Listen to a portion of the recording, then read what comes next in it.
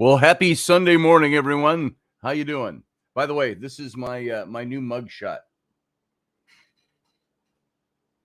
You like it? Intensity. So, how's everybody this morning? I hope your weekend's been going all right.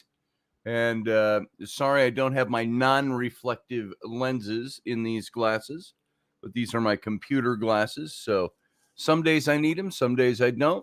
This is Scotty Roberts. I'm your host of this here very informal Sunday morning show. It is not the formal, for those of you joining us who might be new, it is not the formal weekly show. It is the or weekday show.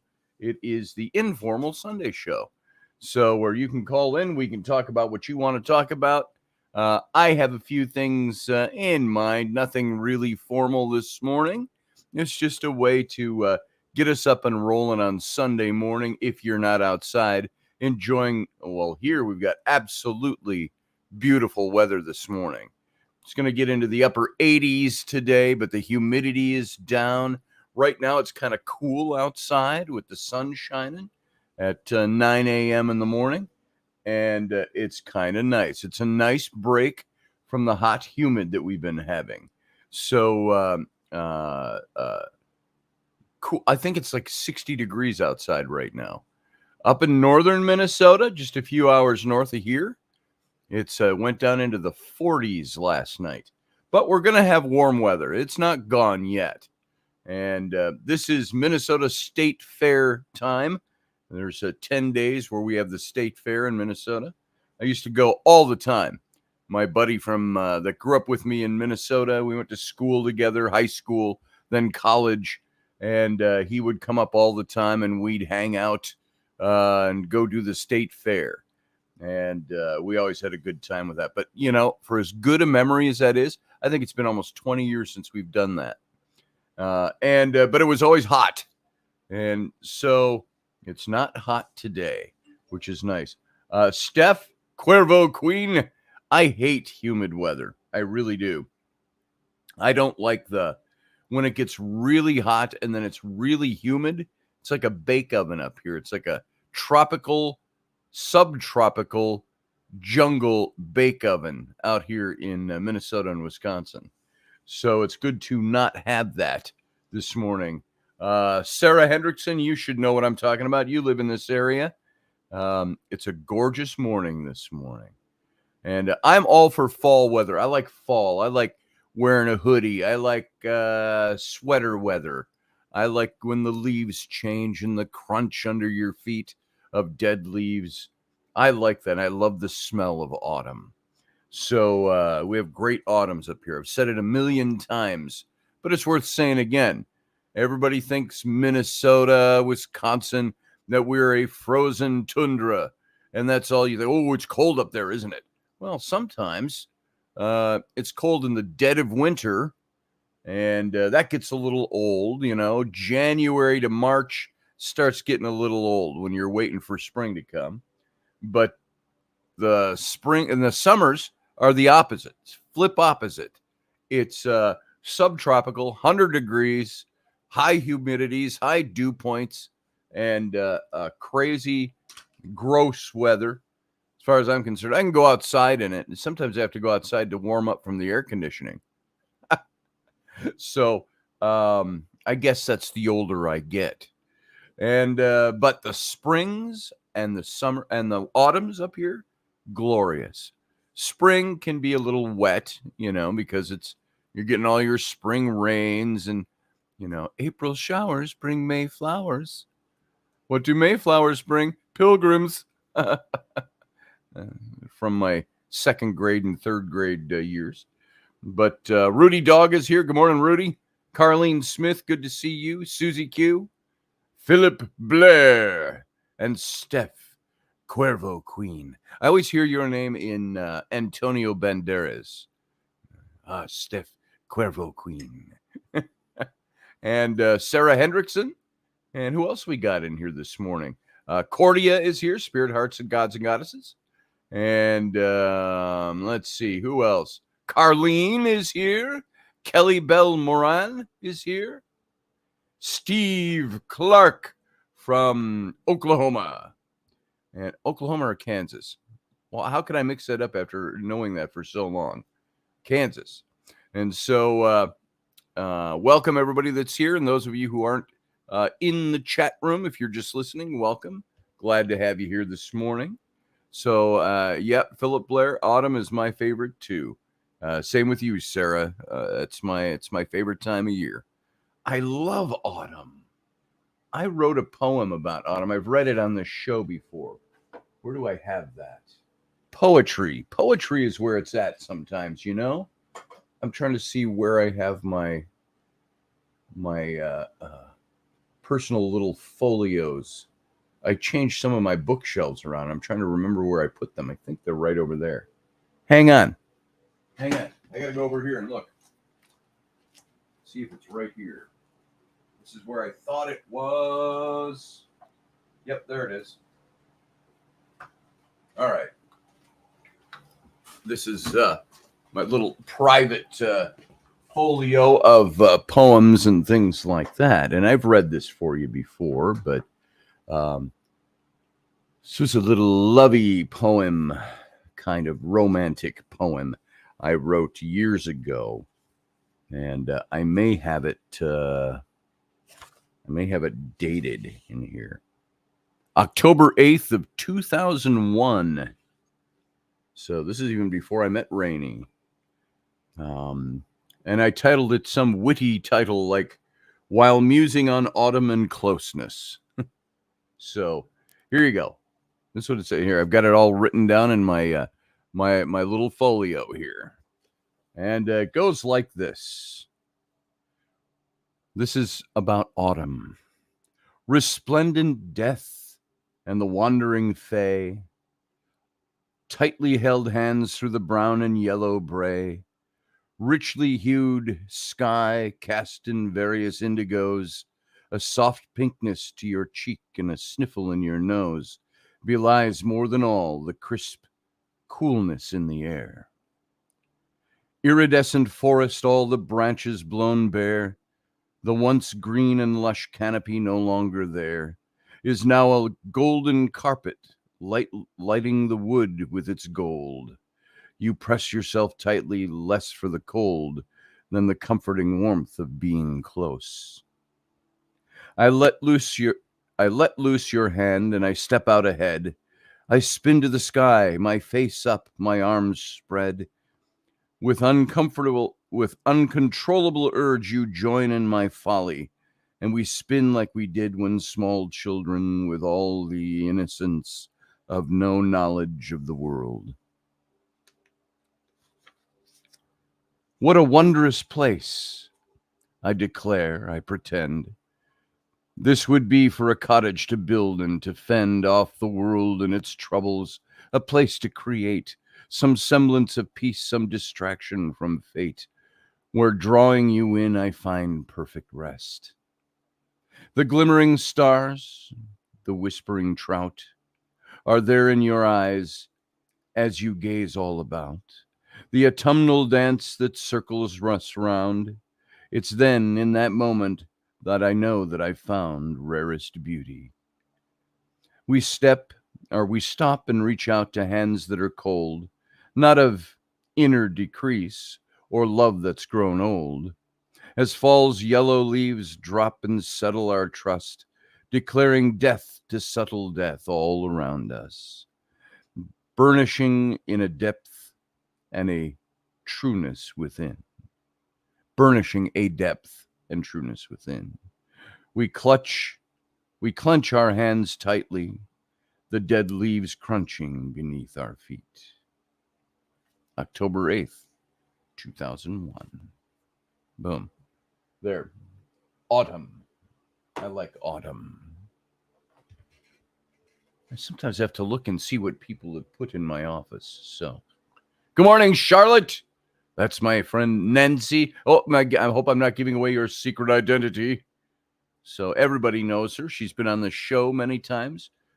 She's been interviewed on this show and our past shows where John Ward and I did. So good to see you, Nancy.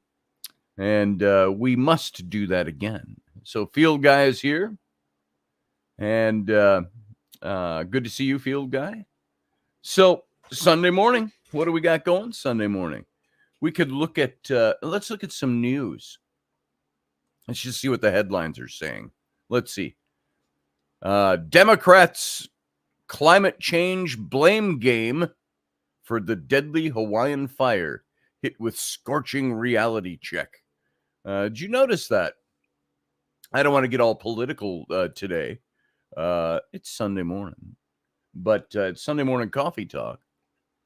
But have you noticed that? Have you heard that the left and the Democrats are trying to blame climate change for the fires in Hawaii, and wrongfully so. But it's a political ploy. It's politicizing a disaster, which I believe they found had nothing to do with climate change, but everything to do with some downed wires that ignited something and started the fire, which burned through. And it was during a tropical storm, which was blowing through. And so the winds took that fire and ravaged it. So why do you see this not happening a lot? It's not because of climate change. It's because of the particular conditions that day that led to what happened. I want to see what they're saying here. The White House clean energy czar, John Podesta, said the Hawaii fires were fueled by climate change. And let's get a video started in the background. I don't want to watch that. But it says Hawaiian officials attributed the cause of catastrophic wildfires to alleged failures from the state's main power utility company and downed power lines this week after Democrats blamed the disaster on global warming. So in a lawsuit filed on Thursday, the government of lawsuits already, the government of Maui County, Hawaii, alleged Hawaiian Electric Company, HECO, and its subsidiaries failed to properly power down live electrical equipment amid a red flag windstorm earlier this month. And due to this failure, the downed power lines operated by the utility company sparked a series of deadly fires on the island, the lawsuit claimed. No, false! It was global warming.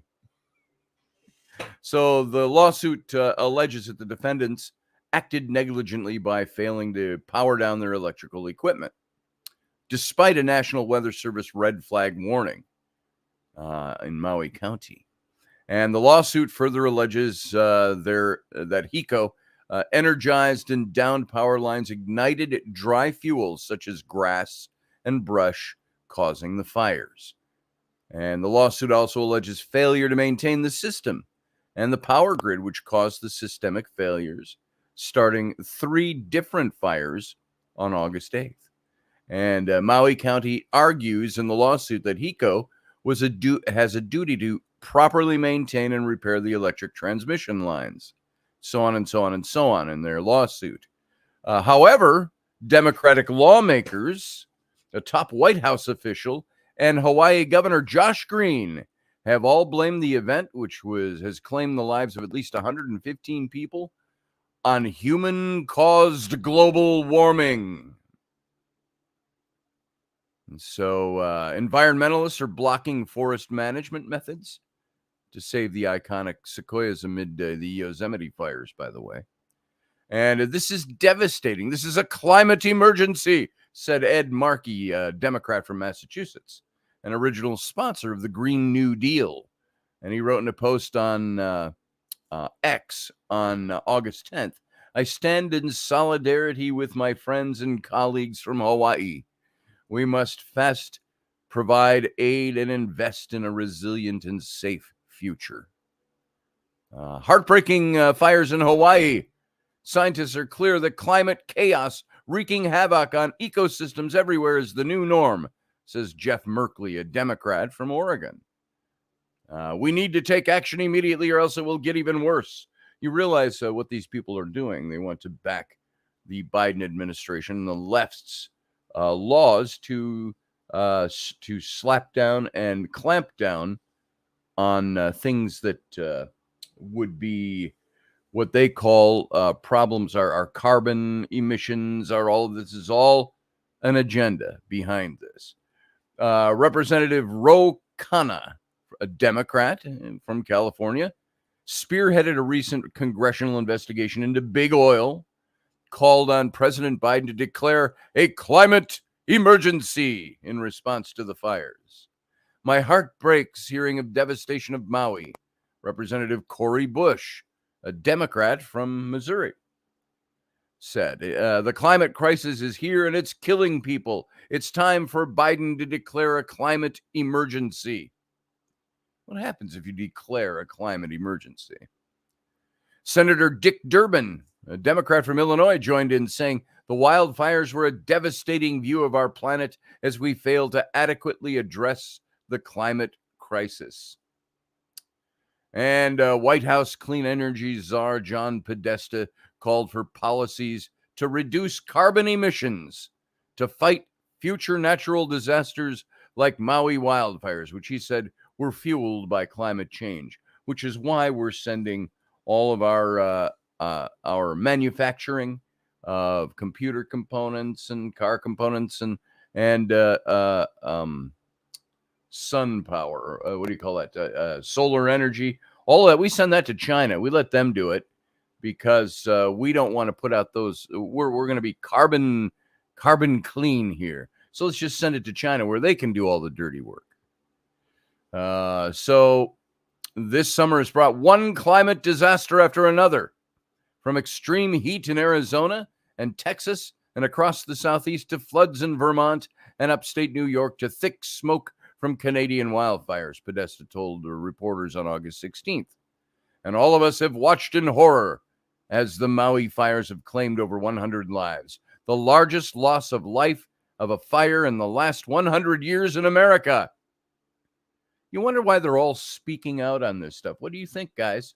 Why do you think all the Democrats are speaking out on this and making big attachments to climate to climate change, and which is now no longer called global warming? It's now climate change, as we all know. To stop these disasters from getting even worse, we have to cut the carbon pollution that's driving the climate crisis. And that's what the Inflation Reduction Act is all about. That's what John Podesta said, your climate czar in the Biden White House. Get that? Let me repeat that for you.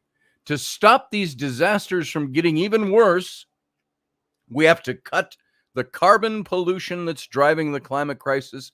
And that's what the Inflation Reduction Act of last year is all about. Experts, though, have thrown cold water on claims that the climate change triggered the Maui fires, by the way. Experts instead of politicians. Instead, they said the event was largely a result of years of poor forest and firebush and brush management, and in addition to declining agriculture. So such conditions, they said, allow fires to spread rapidly and make fires harder to contain. And put on top of that a windstorm, and you had the disaster that took place. So blaming this on weather and climate is misleading, said Clay Traunicht, a University of Hawaii at Manoa professor and environmental management expert. Hawaii's fire problem is due to the vast areas of unmanaged non-native grasslands from decades of declining agriculture. And these savannas now cover about 1 million acres across the main Hawaiian Islands, mostly the legacy of land clearing for plantation agriculture and ranching in the late 1800s and early 1900s. He continues, the transformation to savanna makes the landscape way more sensitive to bad fire weather, hot, dry, windy conditions. It also means we got huge buildups of fuels during rainy periods. So what do you think of that? What's your response to all of that? Are you on the side of the left and the Democrats in this country that say, it's all about climate change. It's all about the world is warming up. Nancy says, give them hell, lady, or heaven, or better yet, a class of AEVP. I missed something in the conversation there. Sorry. I'm just, Nancy, I just thought that you were slamming us with a little truth morsel there, but you responded to something. Morgan Snow says, so if you declare an emergency, what does that mean? Do we have to pay more, or are they going to ration electric, gas, etc.? Well, you declare an emergency. Yeah, I don't know what's entailed in an emergency, a natural emergency like that, or a climate emergency. We've never seen that before in this country. Hey, we got Carlene Smith. Maybe Carlene knows. What is a climate emergency? I have no freaking clue. Me either. I was going to say, if you've been around as long as, no offense intended, Scotty, you and I mean, climate control, does that mean climate control began 100 years ago? I mean, you tell me when. Yeah. How long have we been keeping weather records, they say? I mean, and this is old news. That part is old news. We've heard that a million times now. It's ridiculous. We're trying to base this on the 100 and 130 years that we have kept records. Yeah. Here, by the way, if anybody wants to call in, Nancy, hint, hint, nudge, nudge, wink, wink. There is the link. I just put it in the chat room. It burned too hot for a forest fire, Scotty. There it is. It burned too hot. Oh, yeah, it did. For a forest fire. So it's not a natural fire. Yeah. Yeah, it's that one, like I said, I heard that on the news. They're like, oh, we're blaming climate change. Well, you tell me, I've been around 60 years and I've seen a hell of a lot of snowstorms, and some year we get none and some years we get freaking hammered up the... Nancy, she asked what the number is. I'm going to put this in. I'll put it in one more time. Use the link I just pasted in the chat room. Yet. Oh, you can't see it? Oh, you're over in Facebook. That's why. Yeah. Hang on. I'll go to the Facebook page and I'll paste it in there. Sometimes the Facebook doesn't pick up all the chat over here. There you go, Nancy. It's I have pasted it in the Facebook chat room. There's no phone number. It's a link, and it does call up your camera. And if you don't want your camera, you don't want to. If you're not as beautiful as you usually are, and you don't want to come on camera, you can just come on sound. So you'll appear down in my window here when you hit that link. Philip Blair says, ask Ruben Fasthorse how the Native Americans used to manage forest. He's probably familiar. I've heard a couple of good talks about it. One by a Native American from California, sorry. Another from Yakima. Yeah, Ruben comes on. Let's ask him about that. Steph says, do you think any of the chemicals they seed clouds with may have had anything to do with the way the fire burned? I'm going with possibly. I have no idea. So I know nothing. I know zero about the Hawaii fire. Other than what I'm seeing in the news. Hey, Kelly Bell. Good to see you. Randall. Is Randall Flagg here? There he is. Not a damn thing we can do about it. It says Randall Flagg, pretty much. So. Well, guys, I'm headed. Whoops, sorry. We're headed for the ocean. We need some ocean therapy, but we'll be listening. Where you're going right now? Yeah, we're headed to Hampton. I said I've had enough. I need to get out of Vermont for a day or two. The guy came in looking at our house yesterday, and I tell you, talk about rude, obnoxious, and I wanted to kick him out of my property. And it was just a brutal day. That's what you just tell him. Hey, I'm kicking you off my property, dumbass. I thought about it, but I'm like, God, if we didn't want to sell this so bad, I would have said to him, you need to get in your.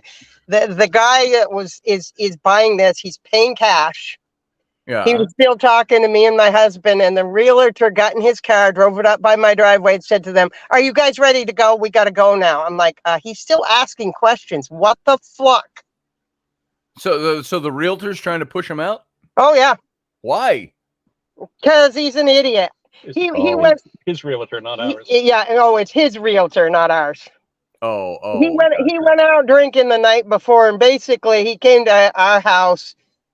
He probably was still drunk. His eyes were friggin' bloodshot as heck, and he couldn't stand up straight. And I'm like, oh yeah, real good person. Partying the night before. Yeah, and you knew you had the showing for this house over a week ago. You're going out partying, and you're coming to my house under the influence. Yeah, I got a problem with that. Nice. But oh well, you guys all have a good day. We'll be posting pictures of our ocean up this way. Ocean. Yeah. Bye. Going to the ocean.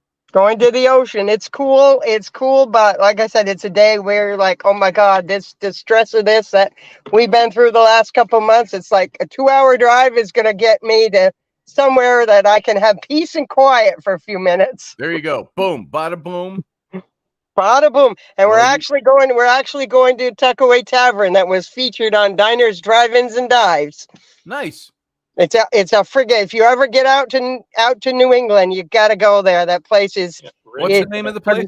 It's Tuckaway Tavern. It's in Raymond, Tuckaway. New Hampshire. I've And let heard me the tell you, name, but I couldn't tell you anything about it off the top of my head. yeah.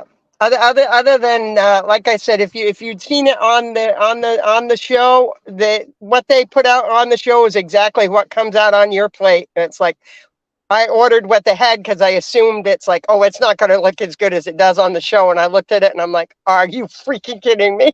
There you go. I brought it home and ate for 2 days. We were out driving yesterday. You know, Yeah, you we talk don't to him. like fast food. Hey, Ebron, Chin him off. we don't like fast food around here. We don't eat much of it, but the kids like it every now and then. So we'll get them something. We'll either stop at the gas station, get them gas station warm burgers, or every now and then in a blue moon, get them something from McDonald's, which costs a fortune nowadays. So I was out driving with Rainey yesterday. I said, I just want to go to a nice little pub or tavern and get a great burger. I just want a burger, a good burger that, not a fast food one, not a slap together restaurant burger. I want a good, meaty, juicy half-pound burger. Oh, that's what you get at Tuckaway. All right. Yeah, I mean, I got what they call the whole. Excuse me. What? Oh, freaking lady. Has she got road rage? Yes, I got road rage. Some lady freaking made a comment. My window's closed. So I'm like, I didn't even come anywhere near you. Whatever. Well, you guys go have some fun at the shore and have a good burger for me. Oh, okay. We will do that. All right. See you guys.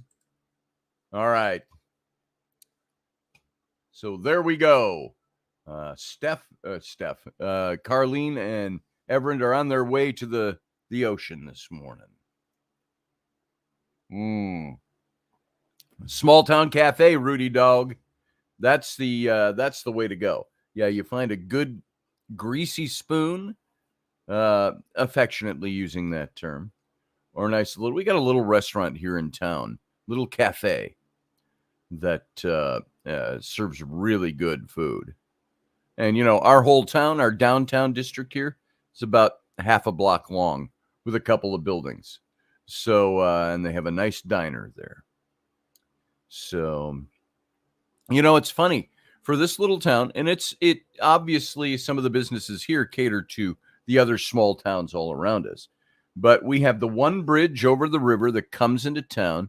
We've got a Holiday Station, and then the two opposite corners are two bars, local bars, small town, country town, two bars. The fourth corner is open. It's probably some exorbitant price somebody's asking for that. There's always been a sign up there for sale. I think that'd be a great place to put a diner. Diner and a bookstore is what Rainey and I want to do. But then you go further down the street. There's another bar in there. There's a pizza place. There's a tattoo shop. There's the little diner. And then there's this little shop that's got a big, long front porch on it. And they do all those kind of Pier 1 imports type of goods. I can't remember the name of the shop. It's right here in town. It's 2 blocks away, and I drive by it a million times. But really neat stuff. Neat, overpriced, and I'm not saying that to their detriment, but it's the kind of stuff you look at, like, I don't know, like a little sign like this. You'd find this kind of stuff, in their shop. These little signs, only something like this would cost you $42. You go, $42 for that? It's a piece of block of wood with leave me alone, I'm busy, pretending to work. So, that sits on my desk, by the way. And way out there toward the easy chairs out there. So that's the we have a hardware store a couple of blocks up, and another gas station, and a couple of liquor stores, and that's pretty much it. Oh, here's Nancy. Nancy, I'm adding you to the stream. Bada boom. How you doing? Bing. I'm good. How are you? I'm excellent. What's going on? I've been kind of flattened the last 2 weeks. I pinched my sciatic nerve. Oh no. Which ended up numbing my knee to my ankle, and then I went over on the ankle and fractured it. So it's been a great couple of weeks. Oh, but great. Obviously, dude, we're getting older. What do you think? Ain't that the truth? I'm telling you, it's 3 5 years ago, that would have been no problem. And now it's like, nothing. Oh, wow, I'm debilitated. That's great. I had my sciatic nerve. Mine's connected to the break I had in my lower back from the Marine Corps 40 years ago. And they said, you won't have problems with this, and maybe until you get a little older. And, I had a break in my back. It's never been fixed. They just said, keep the muscles tight back then. Of course, the older you get and the more out of shape you get. There were some nights I would wake up. I remember sitting up at 3 a.m, just sitting at the dining room table with my face in my hand and my leg just shaking because I'm the pain going down from my lower back into my hip, into my leg was just stupid. This, that's what I was saying to somebody. This hit my leg and my ankle and my foot much more than my sciatic. Yeah, it's painful, but it's almost like I'm a woman, I'm used to pain in my back. It's all good. Yeah. But it took me by surprise because even when I injured my back 10 years ago, it didn't do this. You're right. So I'm assuming it has something to do with age. And what we have to look forward to now, not that I want to age you, I see you're still as young and vivacious as ever. Sexy, hot, gorgeous, all those things. But we're all getting a little older. And we're all, one of these days, we're going to be in our 80s. And shush. You're going to be in your 80s. I'm just going to be me. I'm not going to qualify age with a number anymore. Right. Counting grandkids. I'm ahead of you on the grandkids, by the way. I got no grandkids yet. I still have no grandkids. So I'm Dude, okay. I have 9. You have 9 grandkids? They're holy crap. Oh my God, I have a little army going on. It's like, what the holy heck? I told my kids, that's it. You're getting a sewing kit for Christmas. You know what to do with it. You're getting a sewing kit. Nice. But Steph says, what the hell, Nancy? You need a bubble wrap or a personal assistant to carry you everywhere. No, actually, believe it or not, my husband has been wonderful with trying to. It's not easy picking up slack. It's not easy picking up slack. And I am one of these people that's go, go, go, go, go, go, go. But he's doing the best he can. I mean, I give it to him. I said to him, it can't be fun to walk in somebody else's shoes and walk in your own at the same time. Is Raph still in high government security with weapons and guns and all those bang up shoot up things? Still doing his thing. Right on. And it's interesting because, like I said, we're talking about Hawaii and Maui and those and by the way, they were under an evacuation again last night for another round of brush fires. Just FYI, West Maui got evacuated last night. My twin daughters just went to Hawaii this last week. It had been pre-planned. They didn't announce it too loudly, but they went to Hawaii to their old stomping grounds, but it wasn't on Maui. Yeah. So they didn't see any of that devastation, but well, they used to live there. So it's something you could probably do a decent show with Rocky on this because Rocky was a firefighter. That's right. And the one thing he would know for sure is that wildfire, forest fire does not burn with enough heat to melt steel. Right. And one of the things that we saw very clearly as the pictures were emerging was a lot of melted vehicles. Yes. And trust me, I've talked to, my son's a fire medic. I've talked to multiple firefighters. I was a medic myself. So yeah, I'm used to that community, and I have yet to speak to one who said, gee, that's normal. In fact, my co-host on my radio show, Cafe Enigma, he was a firefighter for 30 years. And he's just like, yeah, no, that is no kind of normal. He goes, the Cafe Enigma. Yeah. Talk about that for a second. Well, it's a rebooted show. We had done Cafe Enigma back in 2011. Way back. I think it was 2010, 2011. Yeah.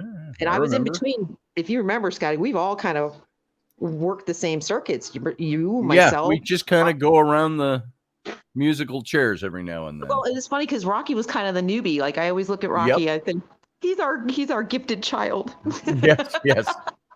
And Rocky didn't even get into radio until he would come on with John Ward and me in 2013, 2014. Yeah. Situation Room started in 14 or 15. So. And he was a hoot. He was a natural. Yeah. You meet people like that where they're natural communicators. Yes.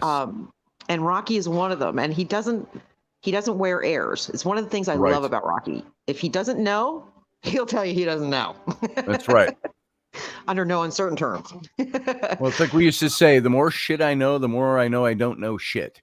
That's exactly. And and John Ward was another one. God, I'm thinking about him all the time because I know he's going through his cancer treatments and he's only got 2 left. I saw that. So. I can't believe his kids are getting so big. Oh my gosh. I know. It's amazing. But like I said, people need to do they need to do homework. When you see something like this, and yes, it's a tragic event. And I think they try to overwhelm us with the tragedy to get us to not critically think. They want you blinded with the upset or the tragedy to knee-jerk react. Mm-hmm. And that cannot happen. I mean, right now, and I made a stink about this on my show the other night. I want to know why the headlines, rather than Trump getting arrested and all these headlines that they're going, why is the headline not, where are the 1,000 missing children of Maui? Right. Why is that not? There are almost 1,000 kids missing. Yeah. You're not even talking about it, Scotty. I haven't heard about that in the news at all. No, like literally they went to it. Their children, when they started back into school, their school population was decimated. I mean, it boggles my mind. Why would that not be a primary question? I know. And there's so many things, big things like this to focus on. I haven't spent any time focusing on learning anything new about the Maui fires. I just kind of listen to it, and I listen to pundits, and then I read some personal punditry on it, and I don't know enough about it to talk about it cogently. I do know, though, because of all my other things that I've researched and studied over the years, the climate change thing is an argument that's being latched on for political purposes, obviously, and that goes without saying. And it's to push political agenda. And the sad thing, as you know so well, because of all the study and research you do on everything, by the way, folks, she knows everything. If I want to know something, I just call Nancy. And but all of that stuff we know is pointing simply to one thing. There is an agenda that they're trying to scare the public into following. Well, I think this one in particular, they're trying to get people into 15-minute cities. Yes. That is what their big thing is. They want people stacked on top of each other so they can control them easier. It's right. They found out with COVID, it's pretty easy to control a city, as we saw with the lockdowns. The big metropolises were actually pretty easy to control. Yeah. It was the rural areas they couldn't lock down. Yeah. So they're buying up the farmland. They're burning out the farmland. I mean, there was another major fire in Louisiana yesterday. There's been major fires. If you look at the fire map, it's insane right now. Yeah. Yeah. And they're going to blame that on climate change. But guess what, guys? It doesn't add up if you do the map. That's an easy excuse. And here I am in Florida looking at the barrel of a storm on the West Coast. Our governor just declared the entire West Coast as a state of emergency. And again, I'm looking at it going, this is not, yes, it is the time of year, but what an unusual, it's not normal. Let's put it that way. And they're telling us it'll only be a category 1. Well, I know the heat of the Gulf right now. I know how hurricanes work. And I'm you go through them all the time where you live. Well, you're on the bay side of Florida. So I am on the Gulf side. Yeah. Gulf side, I meant. Correct. I said bay. Yeah, it's well, I'm actually on a bay. I'm on Tampa Bay. So right. Yeah. That's where my muddled mind was going. Actually, I'm a little, you would love where I'm at, Scotty. I'm a little north of Tampa. But it's right too humid. below, I am literally right below a major archaeological site.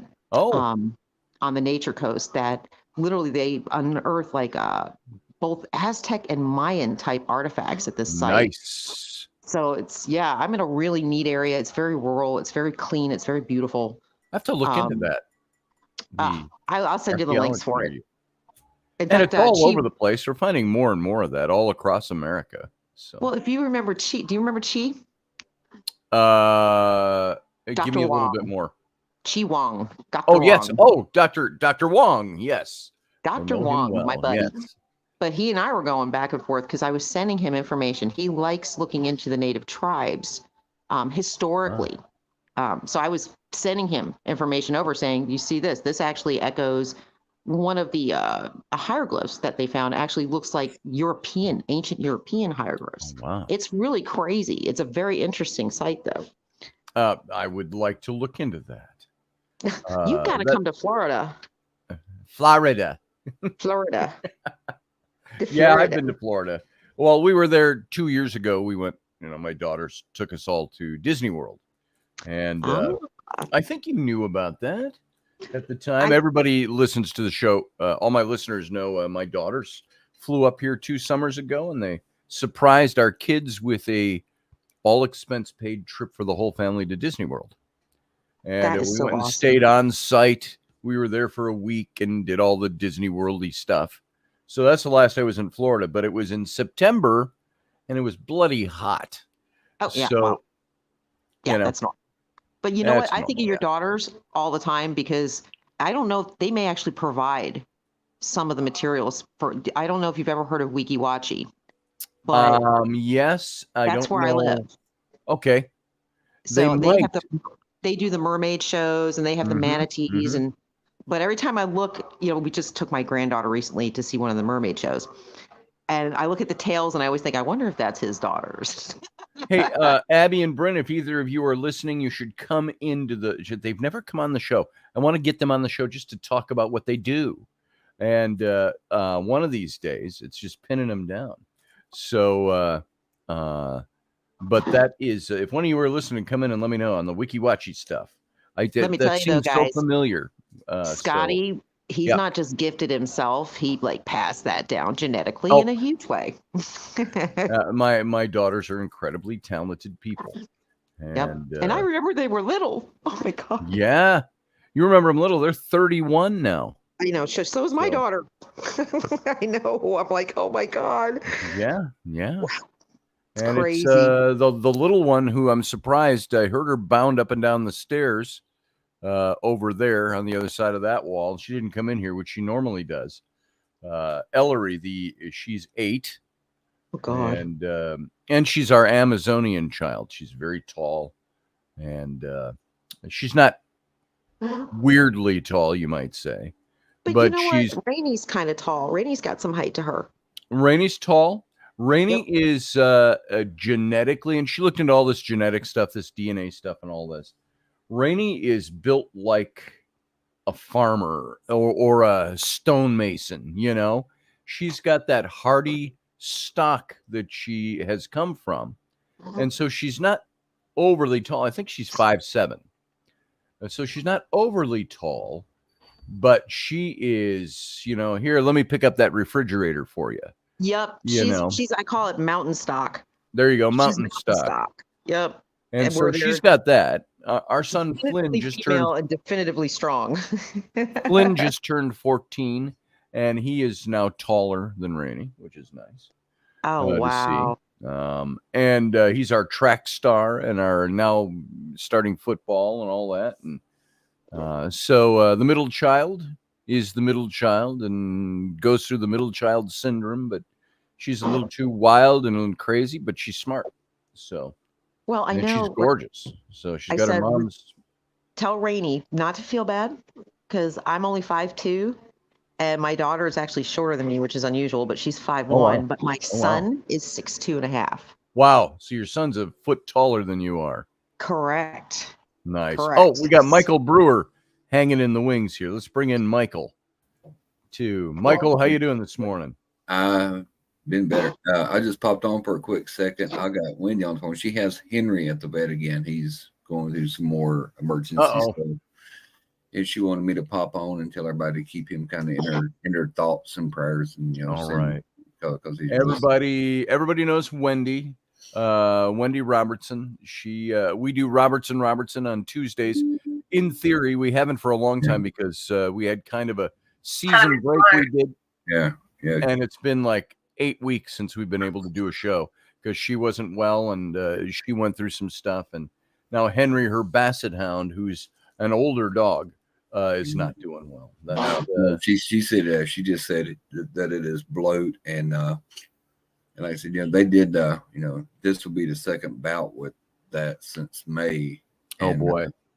And I was going to say, if y'all could send donation because she's at the vet right now and everything is money. I just a post just popped up from Wendy. Help, please. Can I ask you to pray for Henry? He's very sick at the vets with bloat. I'm terrified. If anyone can donate and help him, I'd be so grateful. And she said she'd put her PayPal on it. Does she have a GoFundMe up? I think she does somewhere. I thought she did, Michael, at one point. Does she have that up anymore? He's really sick. Can Scotty hear me? Yeah, he can hear you. Do you still have to go? He's really sick. I'm getting some feedback from somewhere. It's her talking to him.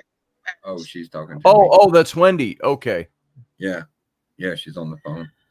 All right. He's really sick. He's got bloat, and he's got to have a procedure done to remove the air out of his stomach, and he may not even get through that. And I'm already looking at £1,000 for a bill, which I actually don't have. Wow. Just about to lose it because he's my best friend and my baby, my third child, and I will do everything I can to help him. But I never expected this morning when we got up that I would end up at an emergency vet trying to have a tube down his throat to release the air out of him. And I'd just be grateful if anyone can donate or send positive prayers and healing to Henry. I would be so grateful. Okay, guys, you know how you can go on to, I think, Facebook and Instagram. There are ways to donate money. If you don't have a GoFundMe set up, Wendy, there are ways to get some funds over to her to help her out with that. Yeah, through PayPal. She said if you could just send it through PayPal. PayPal it. Yeah, her PayPal's. I think. Okay. Yeah, I was gonna say if you want to, Scotty, if you get a hold of that PayPal, swing it over my way, and I will repost it to my people. Okay. Wonderful. And we all face these things, but this is somebody that is part of our family. It's somebody I've known almost as long as I've known you, Nancy. And did you hear Scotty? She wanted to know if you could show a picture of Henry so people could see him. Let's see. I don't know if I've got a picture of it. I've got to go find one and I'll convert it over. Okay. Yeah. She said something about sending you one over or something. Henry the Basset over on Facebook. She's got Henry the Basset. Yeah. And there's a lot of good pictures of him here. So if you go on Facebook and look up Henry the Basset, you'll find him. Yeah. I feel for you, Wendy. I really do. If you guys were listening earlier, you probably heard a weird sound in my background. That was my 15-year-old dog who's got his esophagus has collapsed. So he's coughing constantly. So I'm in your shoes where I know that day is coming. And it's coming faster than I want it to. But you have, like I said, my support. I will repost for you, do what I can for you, because I would not wish that kind of pain on anybody. Thank you. Let me put this up. A photograph of Henry so people can see I've got it here. I am just converting it over to something that I can load up into the radio show. And we'll put up a picture of Henry right now. I've got it in here. Let me load it in. Yeah. And you've all seen pictures of Henry before, but here's one that Wendy just sent me of Henry. Let's upload this. Yeah. and go to where I got like 5 stages of things I have to go through here to get this to work. Because you can only load a certain kind, you can only load a PDF or something like that up into the radio show. So I've got to convert them. All right, here comes Henry. Here we go. There's Henry. Yeah. There you are. Oh, sweet baby. Yeah. So he's up there, Wendy. And so everybody, Wendy, did you send me also your PayPal link? Yeah, I will. It's my email. Send me that. We'll post that, and people can take a look at that. Is she U.S. based, Scotty? No. He Say that again, Nancy. I said, is she U.S. based? No, Great Britain. Okay, so just make sure that those of you who respond to the PayPal link, just make sure that it's on a conversion. If you're here in the States, make sure it's converting them. Yeah. I figured out our money ain't as good as what it used to be. There it is. Here, I've got it here. Let me paste this link. Folks, if you want to help Wendy out and help Henry out, here is the link to her PayPal. Anything you can do is probably going to be helpful because and we know what this is like. It's like right now our own dog needs some surgical removal of teeth. It's just standard stuff, back teeth. And that alone, just to do that, because she gets constant ear infections off of it, Lucifer. And are we prepared to do that kind of stuff all the time? No. It's $500-600 to have that done. But they said if you wait until after January when she turns 6, I think it is, after 6 years old, that price, you add another half on top of that. It's about $750 to get the same thing Well, your done. risk goes up too. The risk goes up. And so you're looking at, these are our pets. These are parts of our family. And we grow so attached to them that they become parts of our family. And what happens when you have an emergency? It can be very costly sometimes. So there you go. So I have posted her. I think it went up in here. Yeah. Did I get it in there? Let me post that again. All right. Let me grab my coffee. There it is. Yep. So there's Wendy's PayPal, and it converts to British pounds. So just know what that is. So I can do the short. I can do the short version for you. 75 will get you 50. There you go. Nice conversion. Very There good. you go. Awesome. Like I said, it's like 74.9 cents per pound, and it's going down further. It is. Yeah, it is. Yeah. Don't get me going on the economics, Scotty. Hey, Bidenomics is working. It's working. No, it's not. No. It's not hard to I just had a conversation with somebody yesterday about time and how we perceive time, and it's kind of like money. Time has always been a perception. It's not really linear. Everybody thinks it's linear. No, we perceive it as linear because that's how we're told to perceive it. Right. And it's so, and I said to somebody, because I had a question where somebody said, well, why is that? I said, because it's easier to fix. Right. What do you mean? I said, they can change it if it's linear. They can change chronologies. They can leave out weeks. Because it's all, until recent history, time was recorded by the scribes. And if the scribes decided to leave out a year or two, they could easily do that because they had to do was basically detract from a calendar. Yes. I mean, it's so interesting, but it's the same thing with money.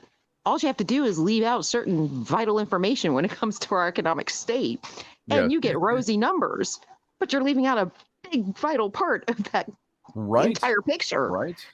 So it's very interesting how people are becoming a little bit more aware. I think I am pleased to see more people questioning the narrative than ever before. Let me just say, let me interject this. Audrey! So there's Audrey. Audrey Roden. Good to see you, darling. My Nancy, girl. she says. My girl.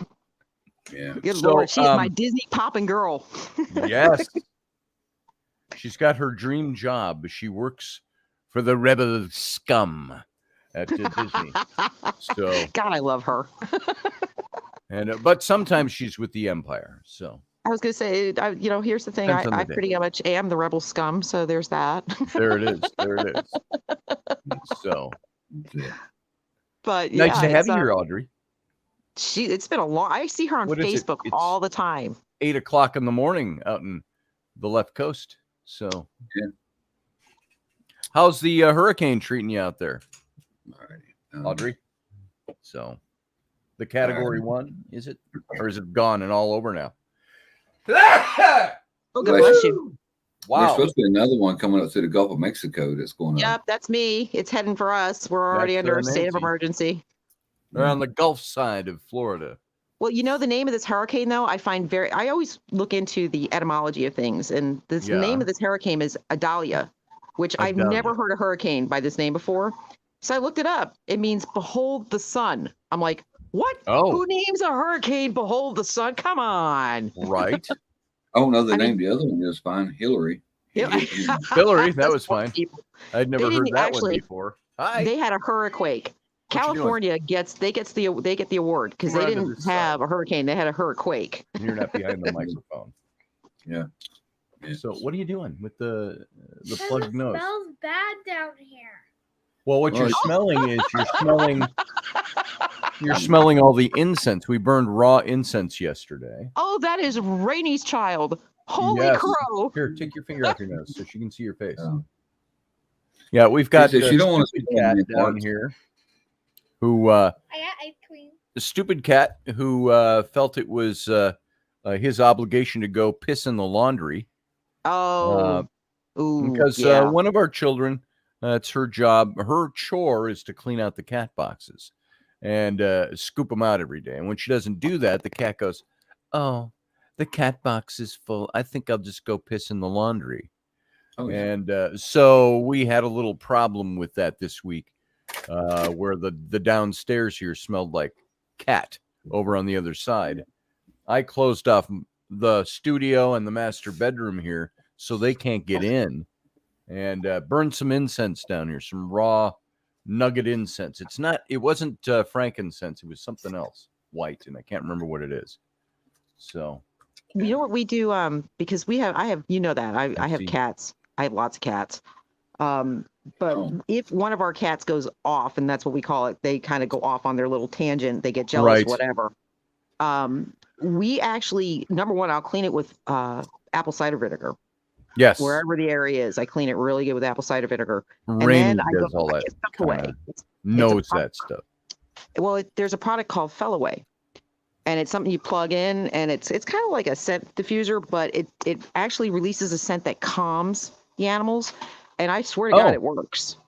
Oh. If you put it on, I only use it when I have a problem, but when I use it, they stop. Oh, that's good to know. Oh, and you can hear my Rocky here. Did somebody say Rocky was here? Yo, Rocky, says Susie Q.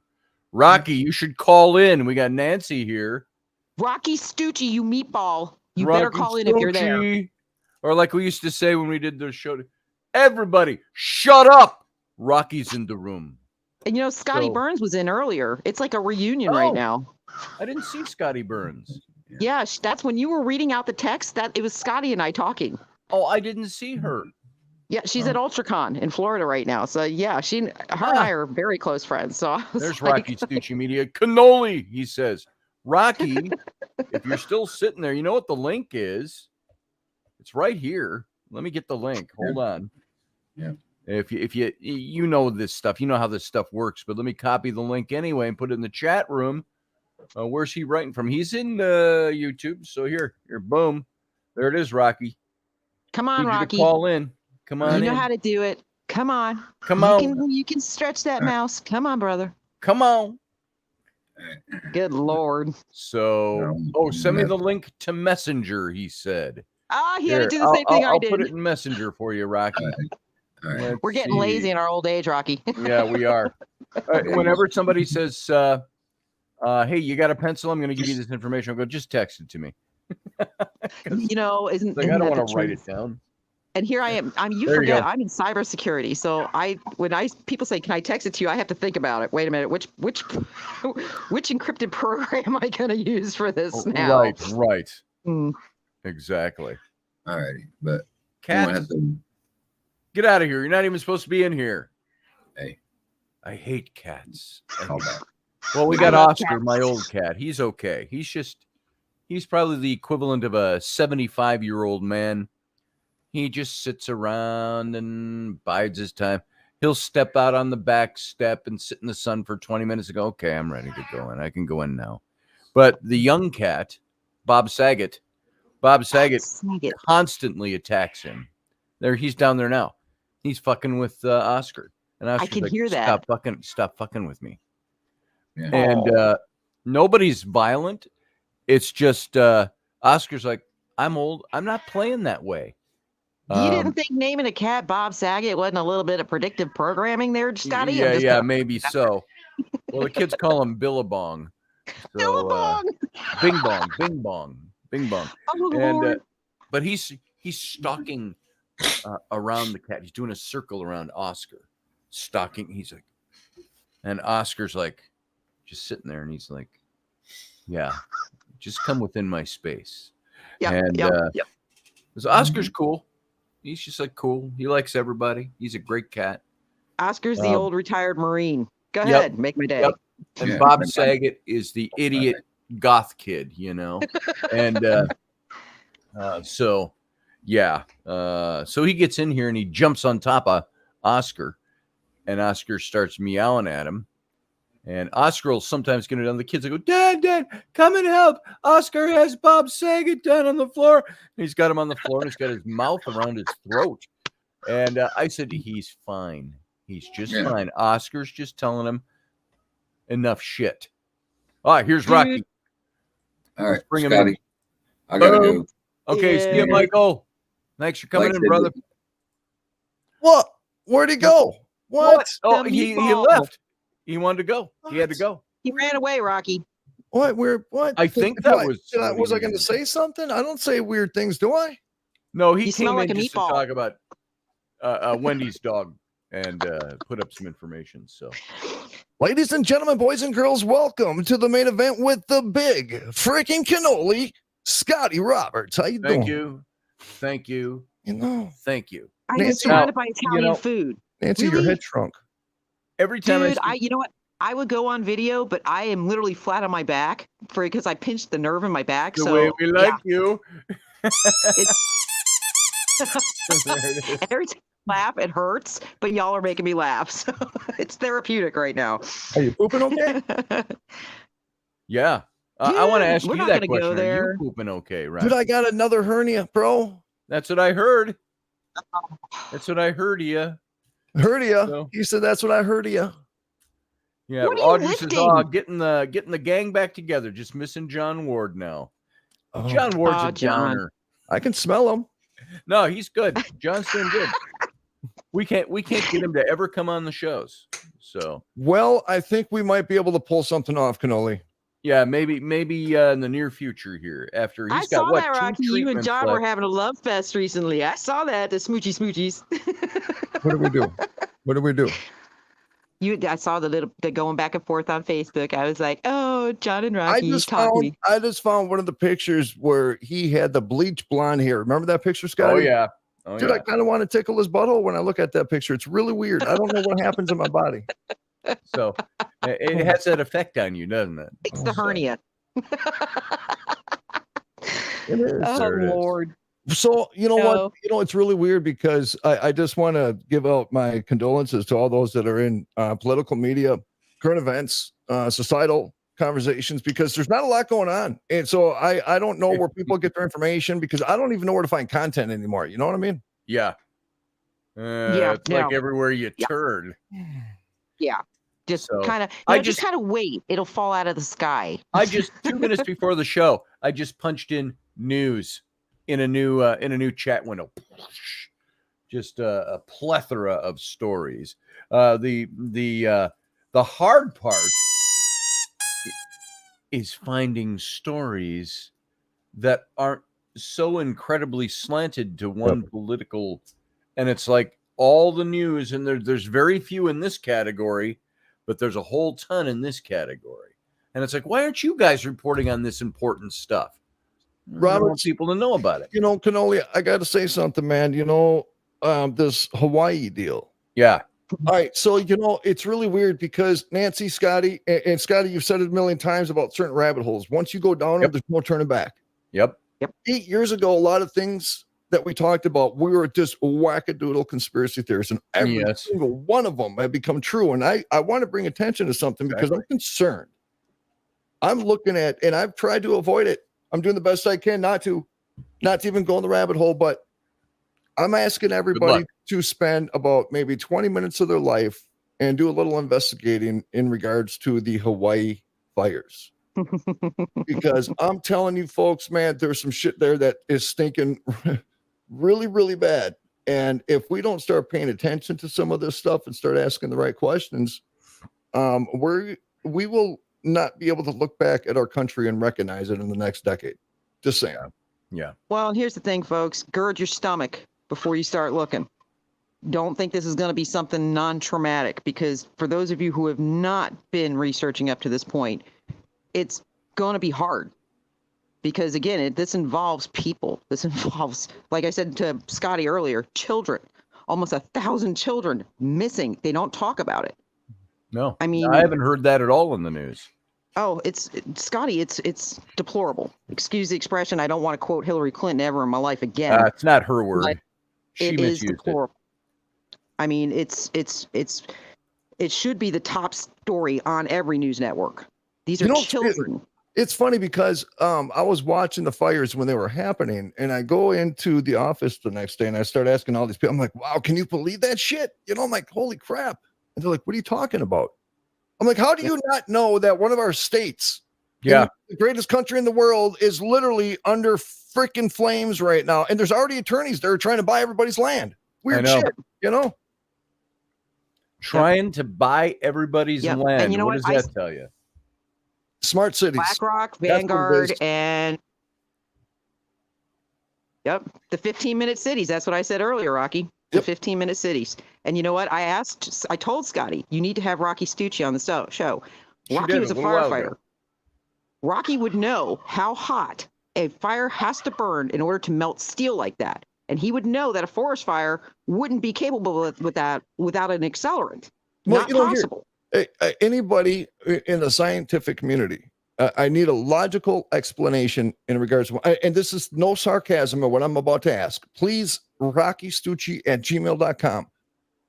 How do you explain aluminum tire rims liquefying, aluminum liquefying into puddles where you actually have streams in the streets of melted aluminum right next to trees that still have green leaves? Yeah. Thank you, sir. Logically explain to me why something can burn at 1,200 freaking degrees and 10 feet away from it. 10 feet away from it, the leaves are still green and not even singed.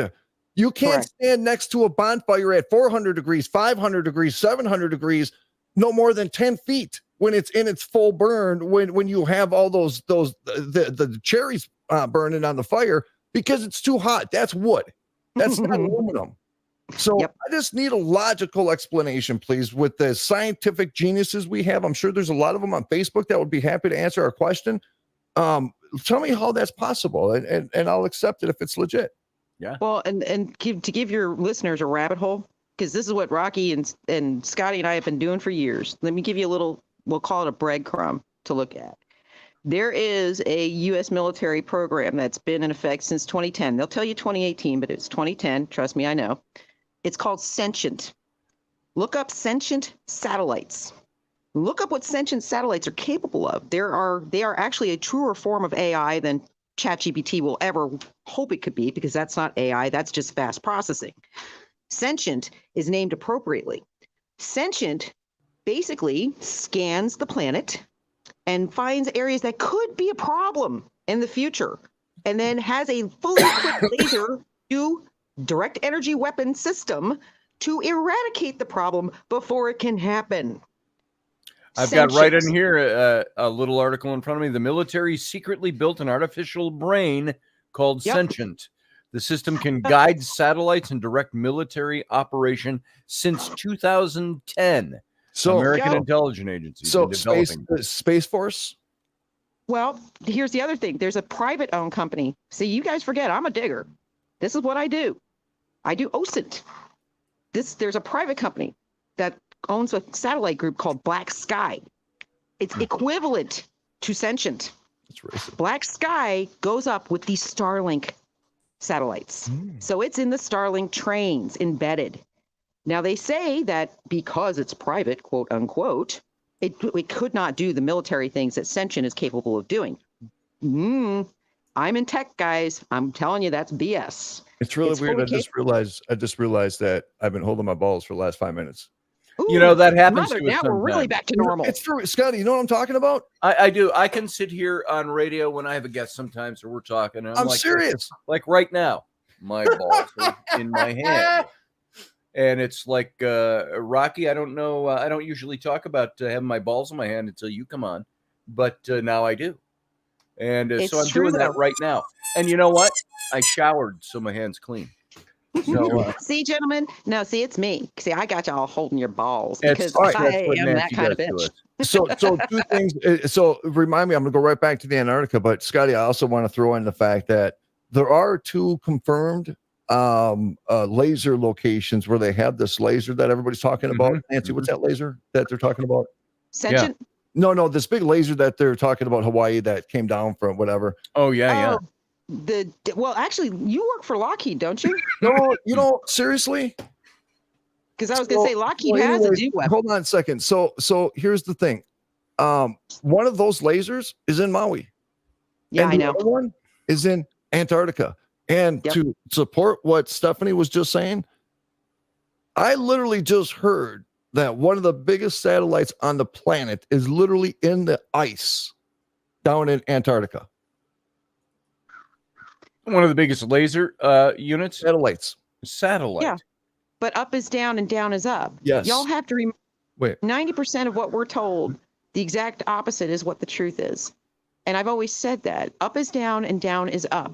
We perceive things incorrectly. What you think is right is actually, I can't do it in the British accent. Sometimes what you think is right is actually wrong. And were you trying to quote John Ward? I can't do it. I can't be that guy, because I want to stop myself. Brother.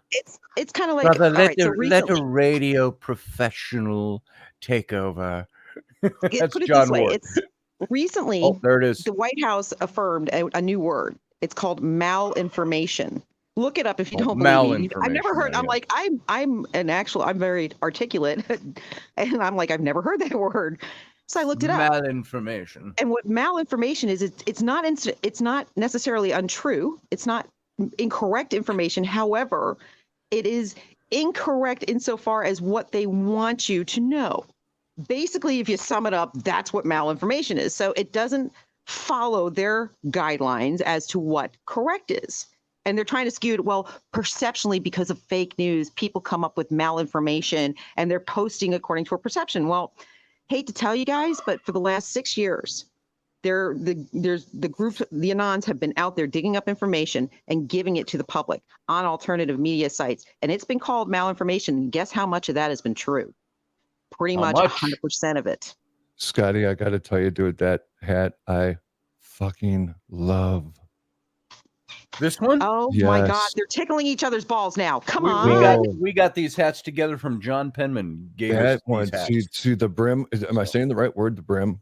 Yeah. I feel like I'm in the Situation Room again. What the holy heck? That has like the Billy the Kid, freaking Al Capone twist to it. I normally, with all my fedoras, I bring it down usually like this.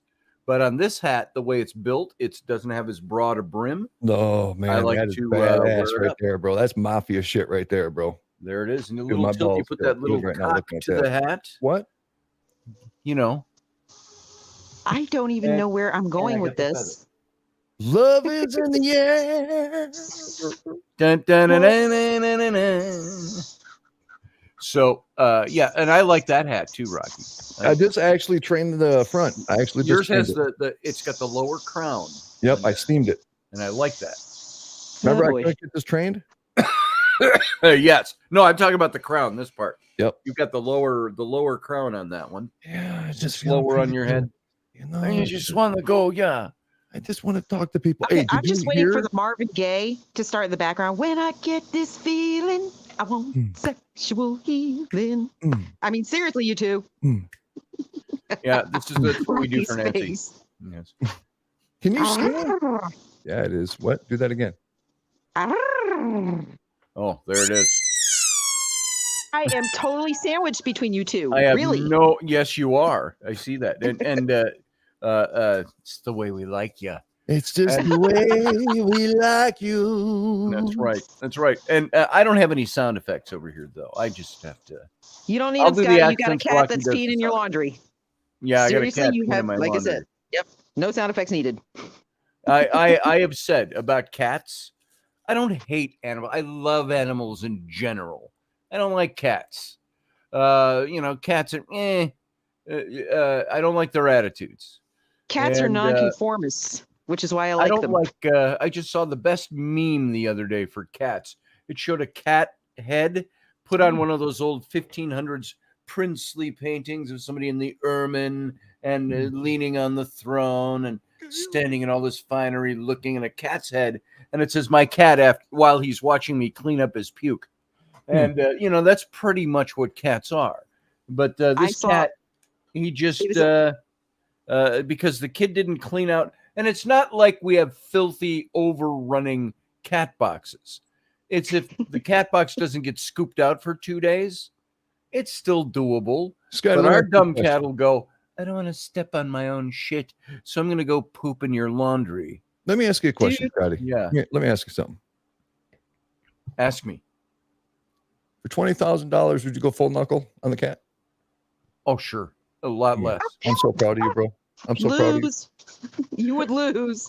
Have you ever seen a cat that's really pissed off? Yeah, he'd scratch me all up. But it's worth it. 20 grand. The shit heals.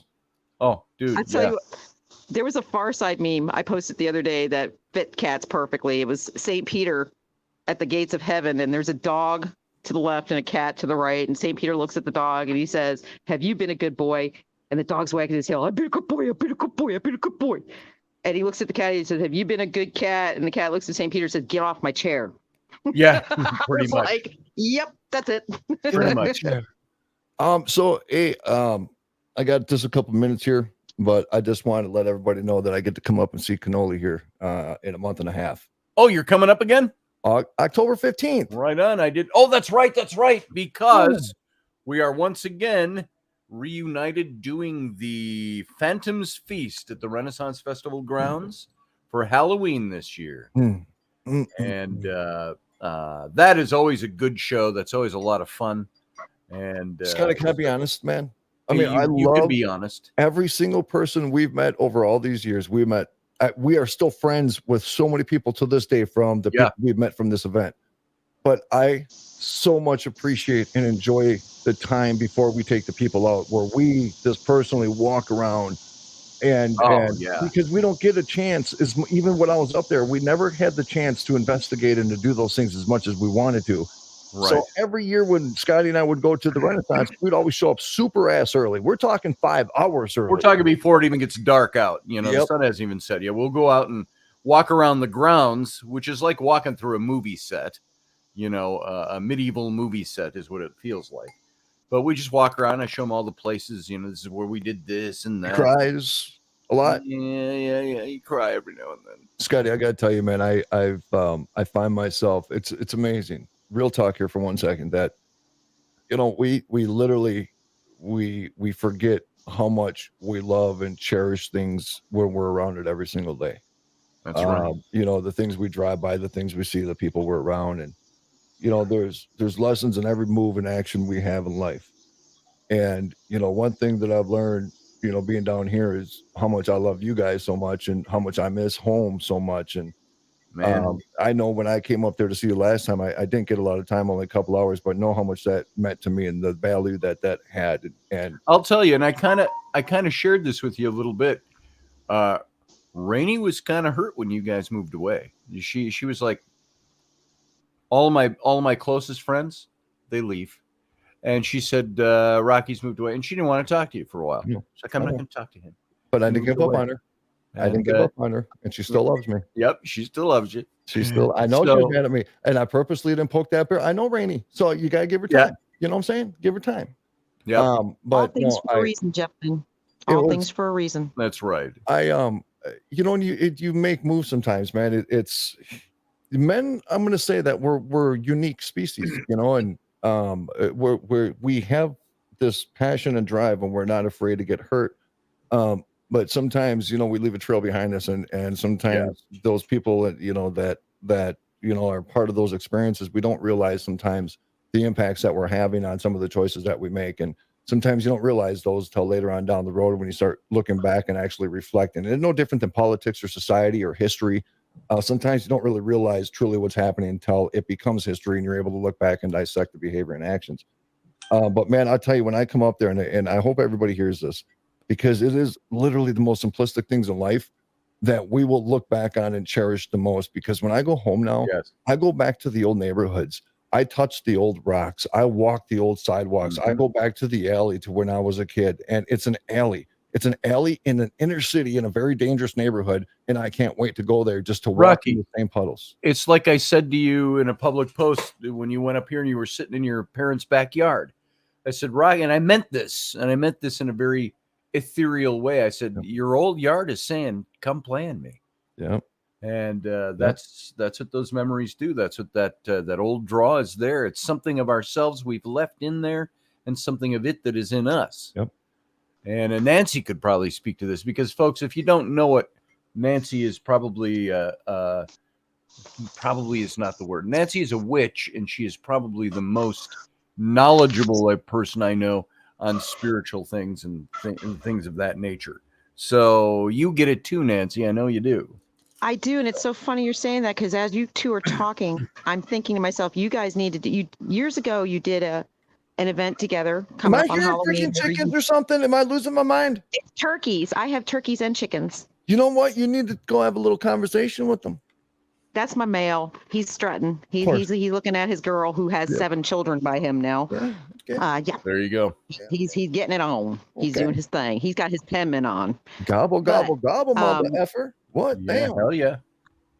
He's a heritage turkey. He's a big one, like a big heritage. He's big, 55-pound boy. Big boy. 55-pound turkey. I will take a picture for you guys in a little bit and post it. He's 55 pounds. Yep. Massive bird. But you guys you did a collaborative investigation that you live streamed on Facebook years ago. And believe it or not, I was watching and tuned in to literally I guess you could say my energy was tuned into your location. Al-Anon house, the old Victorian house in whatever it was, there was a kid in there and it attached to Rocky. All I remember was that the child attached to Rocky. Was that the hill what's it called? The Hillcrest house? No, the one with the big bang. Yeah, I don't think it was that one.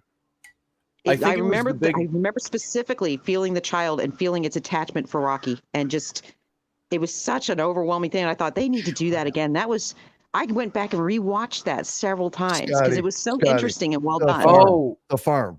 It was the farm. That was the Farmington, the old Faribault boys' home, and what in the late 1800s was referred to something. I think the name of it was, the home for imbeciles and something. Terminology we don't use anymore, and that no longer stands there. But we went up to the witch's cave in the ravine there, and with all the old markings in it. And we did the tunnel there, and we did out in the woods getting Zika virus all day. That's what we do. Zika, the preempt for COVID-19. It was the test drive. There you go. It is. And so, that's where all that took place. And we had there were things that were drawing Rocky back into the woods.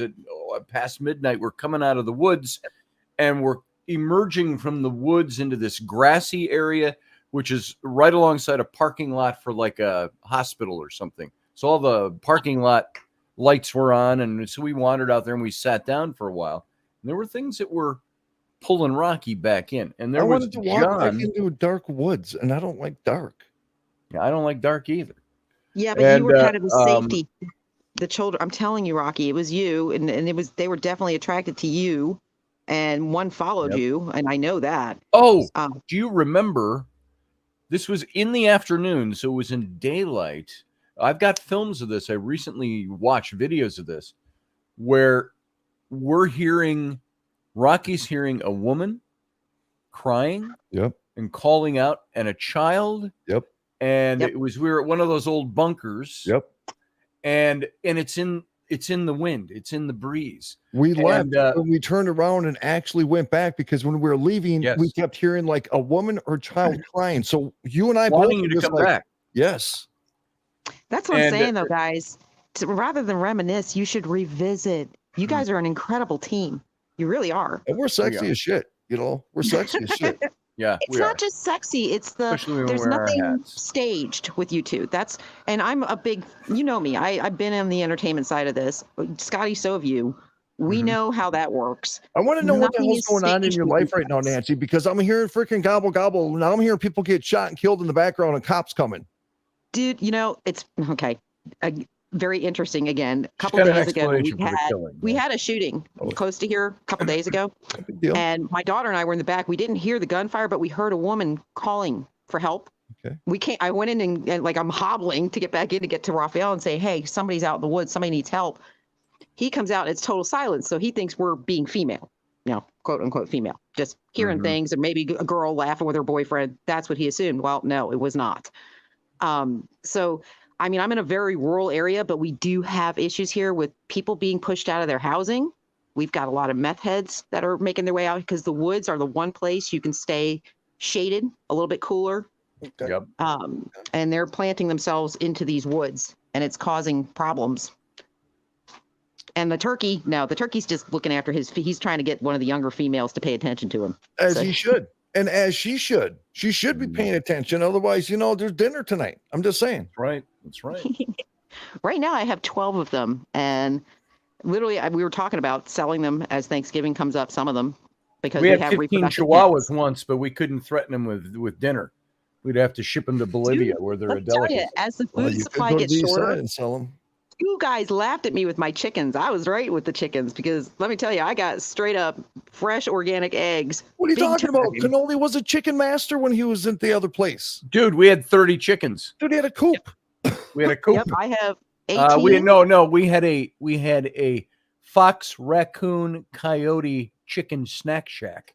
Yes, is what we had. You had a snack shack. But you got to dig the fencing down. You got to keep those suckers out. We finally did, and then they would start roosting in the trees. Yes, night. Ours roosted in the trees. And our biggest problem is hawks. We were because reduced down to I think we had 12 or 13, and when we moved out of that place in the woods, we gave them all away to somebody. But we've got one chicken right now. One chicken. The kids, Rainey got them all back in April or May. She let them all go down to the chick supply store and buy chicks. So we had the little puffy white chicks, and yellow chicks, and so one by one they got taken out. One of them was Bob Saget, the cat. Got him. And I'm looking out the window and I see the cat running by with some big white thing in his mouth. And this one, the chicken was about that big, And so drop that chicken. And he damaged it enough where it died. Hey, what about Blueberry? What about Blueberry? Blueberry, that was our big black lab when we had him. Yeah.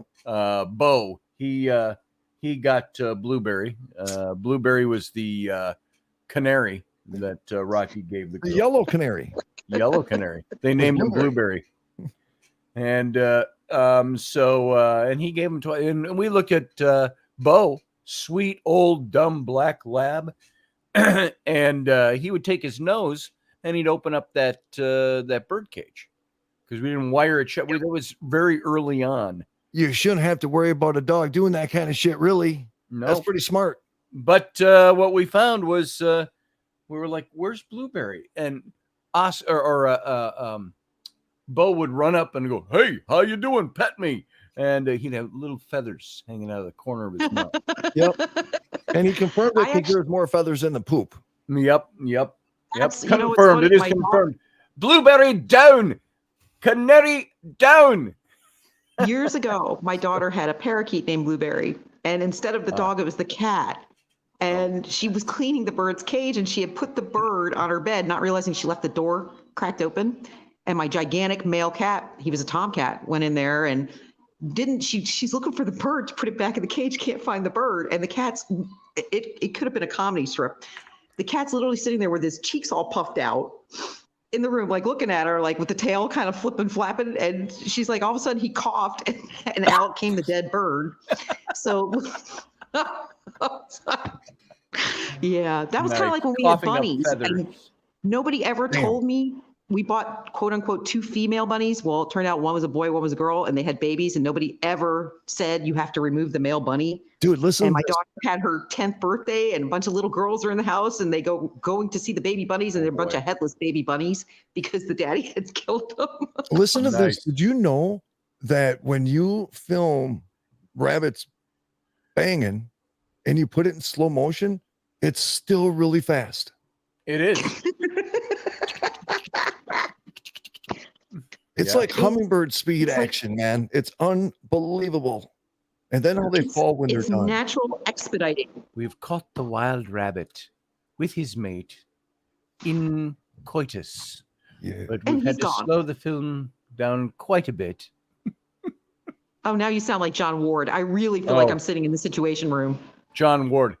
And we'd fish for the kingfisher, and we would cast our lines into the Nile and reel them in. It's like, I just want to slap the shit out of him. All right, guys, I got to roll out. Cannoli, I'm going to see you in 6 weeks, brother. You're going to be here. I'll see you before then. Hey, you know what? Maybe I'll make myself available next Sunday too. Maybe I'll pop in if you have some available seating, and we'll talk some more shit. Come on next Sunday. All right, next Sunday I'll be here, brother. Right on. And I look forward to seeing you again, and we'll be investigating at the Renaissance Festival grounds for the Phantom's Feast. Are you doing the art on that, or is there already something done? I'm gonna be doing the art form on that. I love you guys, man. I'll talk to you guys soon. See you, Rocky. Love you, brother. All right, that was Rocky Stucci. Great having him on. I told you should have him on for that thing with Maui. I knew he would know. Yeah, he knows. He knows. Yep. Any firefighter I've spoken to, it's been the same thing. No, that's not possible. Yeah. Yeah. So it's and like I said, you start looking into the satellite systems that are capable of that kind of an array and what they're set. Like I said, sentient, that is very scary. When you read what kind of technology that is, like I said, Chat GPT and things like that, guys, that's a red herring. They don't want you to know how advanced they are. Whatever we see, they are 30 to 50 years ahead of us already. Yeah. So just keep that in mind. And all these things you see, don't jump on the fact that the world is trying to annihilate itself. Oh no, it's getting lots of help. It's getting a lot of help. And guess what? Guess what has recently been announced is that Joe Biden wants to have, and I don't know how much of it is actually him. How many cogent thoughts does Joe Biden have anymore? But they are calling for the investigation of Elon Musk.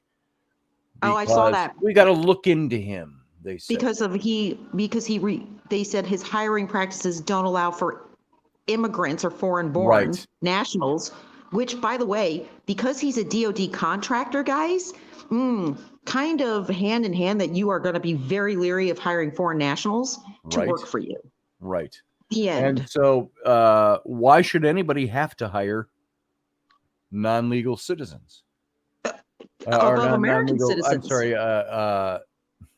It's not the way I wanted to say that. Illegal aliens or non-documented migrants, however you want to say it. Correct.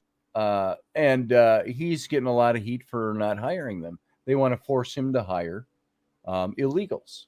Well, I think if you notice the timing of that, though, Scotty, that was a vengeance move because literally it came about the day after Trump returned to Twitter. And it was like I said, you can't miss the political moves that are being made. And I think what disappoints me and what I say on Cafe Enigma all the time is that, we're Americans. This country was built on people who said, not on my back. Right. Not on my back. Right. But here we are laying down. And there's very few of us that are truly throwing everything to the wind and just trumpeting as loud as we can, saying this is not good. That's because nobody knows. Yeah. Nobody understands that. Most of the people I tell you, even people that are supposed to be intelligent people that I have conversations with online, and debates, not nasty debates, but at least not with my friends who I think are dumb. It's like, you are so smart, but you are so dumb. That they're on about all the indictments they're talking about. I get more conversation on that stuff these days. So I've been talking more about constitutional law on my show. I've been talking about the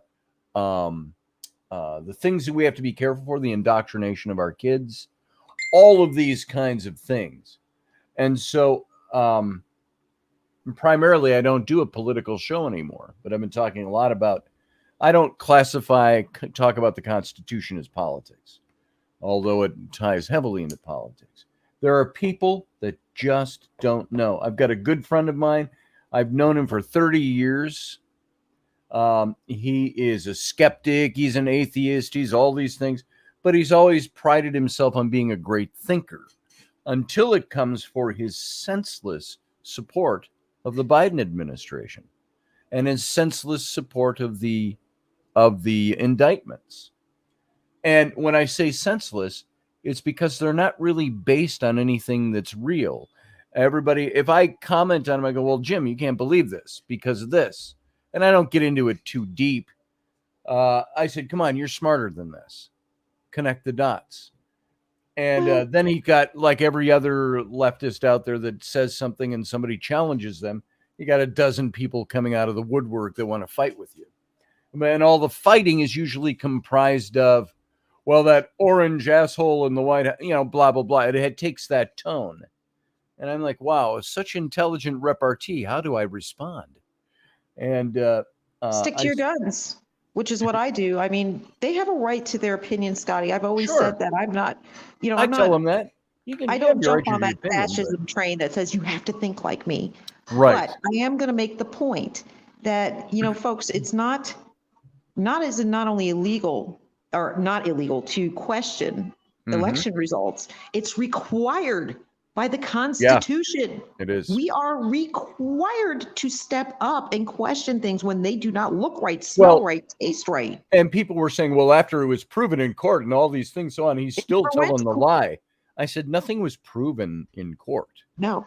I said, did you ever stop to think that perhaps Trump is not lying about this? He's a true believer that there was something much deeper going on than you can just qualify by numbers, by the black and white of things. And so Trump is a true believer in there being, like many of us, that there was a lot of tampering on a much deeper level. So is like he I said, lying? It never went to court, Scotty. I know, that's the thing. Well, he lost 56 times in court. I said, no, usually it was shut down because the judge didn't want to hear it. Correct. It got denied. In fact, it went to SCOTUS. And SCOTUS said, no, this belongs in the state courts. And it bounced back to the state courts and they denied hearing it. Yep. So how can you say that this was truly investigated? And that is translated by the left as 56 losses in court. Exactly. Lose in court. He never got to present his case in court. Perception, Scotty. Like I said, if the left continues this narrative and they overwhelm people who are literally questioning the narrative, what is history going to say? It's going to be the left's narrative. Right. What does that do? That changes time. Yes. That actually alters time. Yes. So it's a very powerful tool that they have, but thankfully, there's still enough where the messages are getting out on the internet. And not only that, it really helps when things are proven true. When we say probably not a good idea to take an experimental vaccine that you have to sign off on before you can take it, limiting their liability. Probably not your most logical thought process going on there. You may want to think about what long-term damage could be associated. That became illegal to say. Think about that. Yes. And now when it's illegal to say something. Well, and now they're pushing for a second. You heard, I posted it on my Facebook the other day. Biden said that they were planning, they were putting aside a lot of money. He was kicking up money because of the second pandemic. Yes. And that they were going to develop a new vaccine that works, which I thought was really funny because I'm like, you just admitted that the other one didn't. That the one that you backed and wanted to have everybody mandated to take doesn't work. Correct.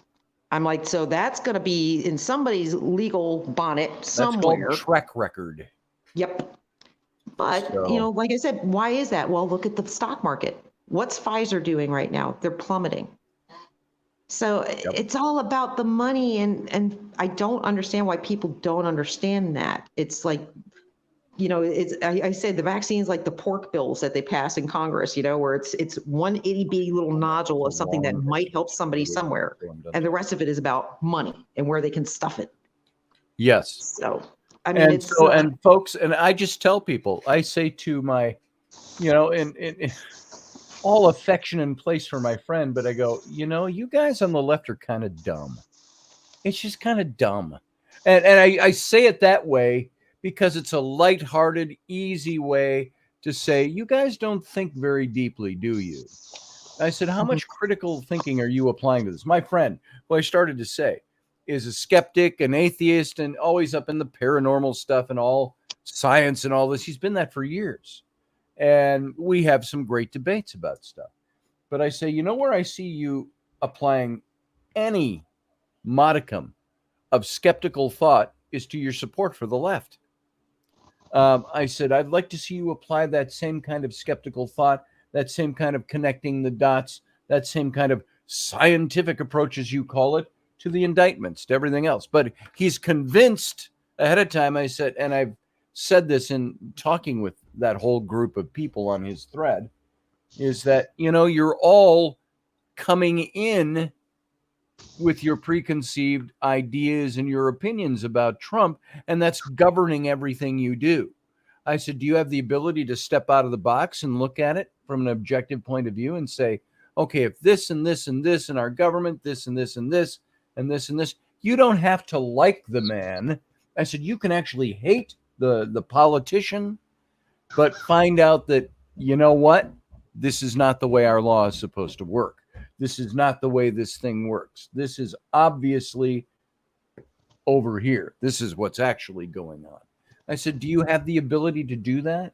No, because you are governed by your opinion about the person. Right. I said, set your opinions aside and look at the facts. I said, because, like it's been said for a long time now, I said, facts don't care about your feelings. Your feelings are irrelevant when it comes to this. You've got to look at the facts of the case. And it's like I always say, I like to bring up my, I've got this on it's been on my email for years as part of my signature. Facts are stubborn things. And whatever may be our wishes, our inclinations, or the dictates of our passion, they cannot alter the state of facts and evidence. John Adams said that. Adams, yeah. 250 years ago. Yep. And it's still true today. So I say, stop giving me your orange man, blankety blank, this and that. I said, start giving me your facts. And somebody said, well, the evidence has proven he's guilty of all these things. I said, really? I said, have you seen the evidence? I said, what does the evidence tell you? I said, could you share that with us all? I said, what evidence did you see? It always stops right there because they don't have answers beyond blanket partisan rhetoric. And I said, you realize you're all spewing partisan rhetoric. Yep. Well, aren't you too? I said, no, I'm actually not. I said, I support Trump. I said, that's where my partisan lies.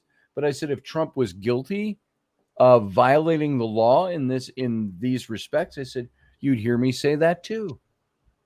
And I said, well, and I find it interesting, Scotty, that with the left, they champion certain causes just like the right does. I got to tell you, if anything, over the last 6 years, I found out that I land dead. I'm a libertarian. I'm a constitutional libertarian. There's no two ways about that. I'm pretty much the same thing. Yeah, I don't go right or left. I see evil on both sides. So yeah, I'm kind of going back to the basics. I said to hear what Daisy McHenry just said. I didn't vote for Trump to be my friend. I want him to lead the country. That's exactly what I said a long time ago. I said Trump didn't run for office to be the feels good president, which is what everybody seems to want nowadays. Oh, he makes me feel good about my lesbianism, or he makes me feel good about this. That's not why he ran. he ran as, I call it the GSD president, the get shit done president. Yep. And that's why he was elected by people. Anyway, you were saying, sorry, I cut you off. What bothered me with the whole thing with, besides the fact that, the prosecutor in Georgia, and I've said this, I said it on my Facebook and I'll say it now.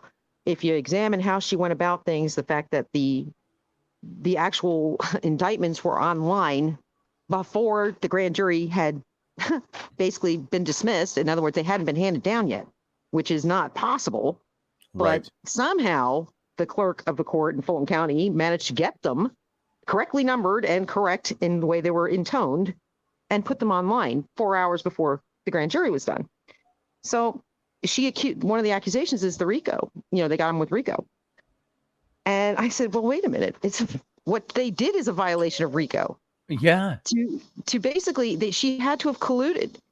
The grand jury, the clerk of the court, and the DA had to have colluded for those indictments to have been anywhere online. Period. End of sentence. Right. So and by the way, Beth Kirkham says we have to wait for the trials. It's not practice to publish evidence till the public trials. Boom. So the left can't say there is evidence to put Trump away. They don't know that. No. And I don't think they're going to have trials. I don't care what's going on. Is it not part of our legal system of jurisprudence that you are innocent until proven guilty, even if you're a former president? They keep talking about, no one is above the law. Well, I'll tell you what, he shouldn't be below the law either. So there it is. Let's see what evidence they have to present. I would also like the evidence brought out that they're talking about that a lot of these indictments, they violated the law with putting these indictments out in order to even get them. Jack Smith, Nancy, what do you know about this? Jack Smith. He screwed up big time.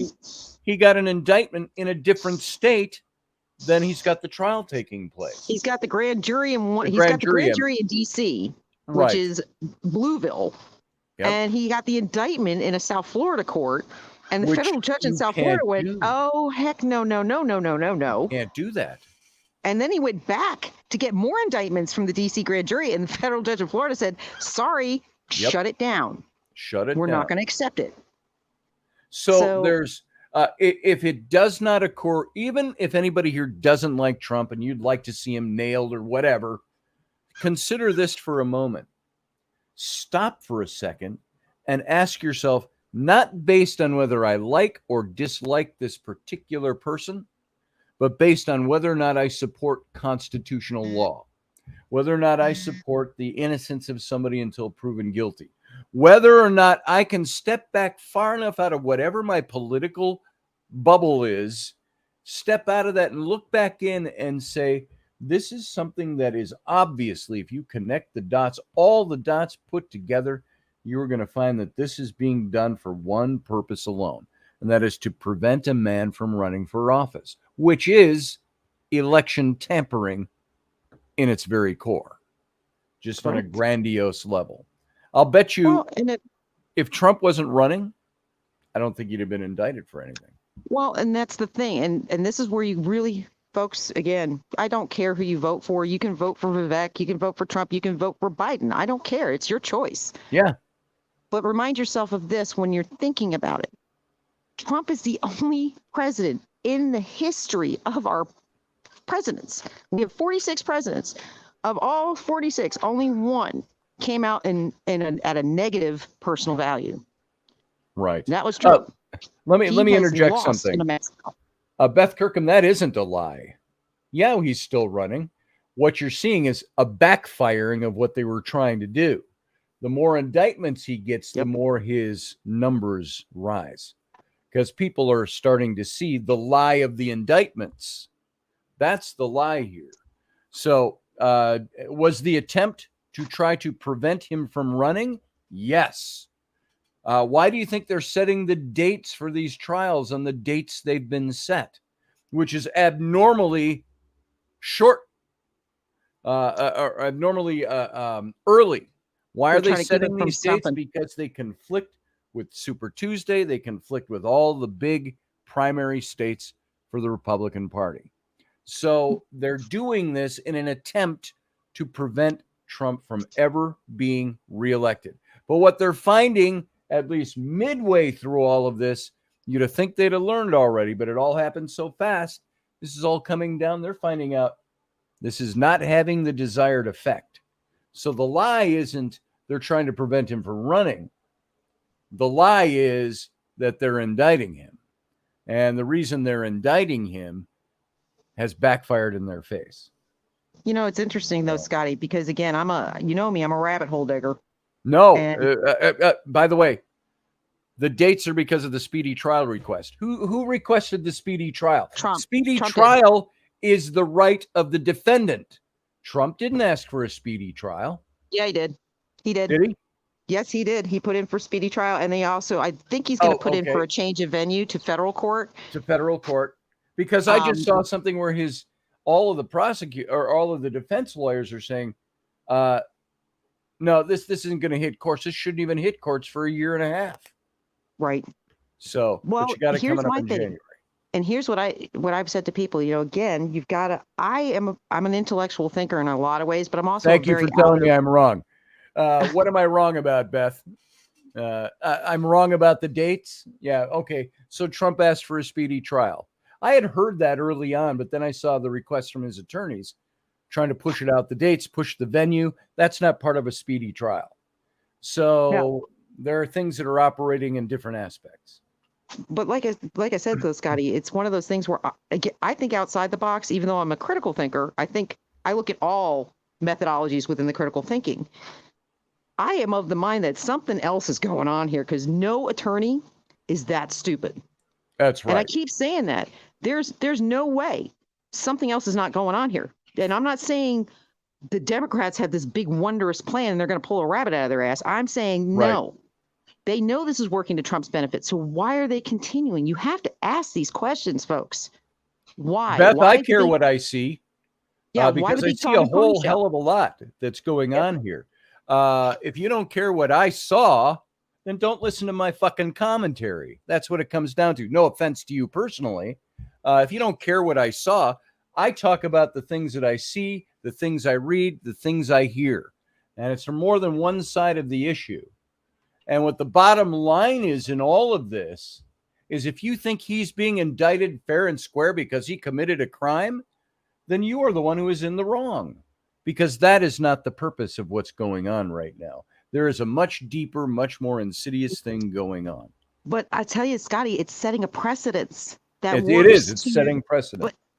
But it works to Trump's favor. And I keep saying this. You have to look long game. Beth, if you're out to just be right, okay, you were right about the 1 point. The 1 point, Trump requested a speedy trial. Okay, you're right. I do my mea culpa there. I'm so sorry that I thought that there were other things going on with his legal team other than him just saying, I'd like a speedy trial. I didn't know that he officially asked for a speedy trial. Yeah, they did. They wanted it expedited faster, but I think it's because it's not going to. Beth, you are right. I am wrong. There. I know that was important, but on that 1 point, I'll give you that. I don't think anything is going to occur in the Georgia courts, to be honest with you. I think it's all going to go move to federal. Because, again, the players involved are on federal levels, and most of them were working and acting and using their offices as federal officers at that time. Right. And RICO itself puts it under federal in a lot of ways. And by the way, Goddess Justice, Mir, if we support innocent until proven guilty and Hillary was found innocent, why do so many feel she's guilty? Well, she wasn't found innocent because she never went to trial for anything. Yeah, but we support our legal system has to treat a defendant as innocent until the preponderance of evidence proves them guilty. That doesn't mean we might not believe they're guilty. We can have an opinion that Trump is guilty. We can have an opinion that Hillary's guilty. That doesn't affect the legal system. The legal system has to view them as innocent. Hillary never went to trial for anything. We can also look at it and say, listen, the whole precedence on Hillary was that, well, we can't charge her. And I'm going to point you back to the actual report. We can't charge her, basically to summarize it, because she's too big. We can't really go after her because she's too big of a fish to fry. It would be a waste of federal expenditure because there's no way we're going to get her because she's just too big. It's kind of like too big to fail. Okay. Well, we get that. Well, here's Trump. What's going on right now, Goddess? Besides the fact everybody's glorifying that he's been charged, whatever. You ding-dongs. It is setting a legal precedence in the court that nobody is too big. Well, guess who did a quid pro quo publicly with Ukraine? Guess whose son worked for a Ukraine company and benefited big time from it because of his father's position? Who would not be too big to fry if Trump can be charged? That's where you got to go when I say long game. Because legally, that would be brilliant swordplay. Yes. By the way, I'm trying to look up where Trump asked for a speedy trial. I was just reading it the other day, and you know why I saw it was because, and I was going to mention this earlier to the liberal listeners. You know, there is a young man who's been charged amongst the 18 that they're not talking about in the press. Why? Because he's black. He's the only black man amongst all of them, and he's the only one sitting in Fulton County Jail with no bail right now. So I'd love to see the way y'all explain your way out of that one and still remain on your pulpit of how, you know, racism this and racism that, because again, he was a normal guy. He was a Marine at one point. Normal guy, not a big moneymaker, sitting in Fulton County Jail. And by the way, as of August 24th, former President Trump opposed an effort to move the trial for his election interference case in Georgia up to October, asking to sever his case from that of a co-defendant who asked for a speedy trial. So the notice that from may Trump, be what I read that. That's Trump. I didn't think Trump ever came out and requested a speedy trial, but one of the co-defendants did, and they tried to move it into October, and Trump resisted that. October 23rd, I thought they tried to move. Yeah. He also alerts the court that he'll be filing a timely motion to sever his case from that of co-defendant Chesebro, however you want to say it, who has filed a demand for a speedy trial, or any other co-defendant who files such a demand. Trump's attorney, Stephen Sadow, wrote in a response to Willis's motion, the swift action shows the potential for infringing among the suit of defendants. So in pursuing a speedy trial, Chesebro, a lawyer and a key coordinator of the alleged plan to use fake electors to overturn the election results, could slate the trial to begin within the next 2 court terms, or within about 4 months. Then it was a move almost certain to be opposed by Trump, who has a history of seeking delays in matters before courts.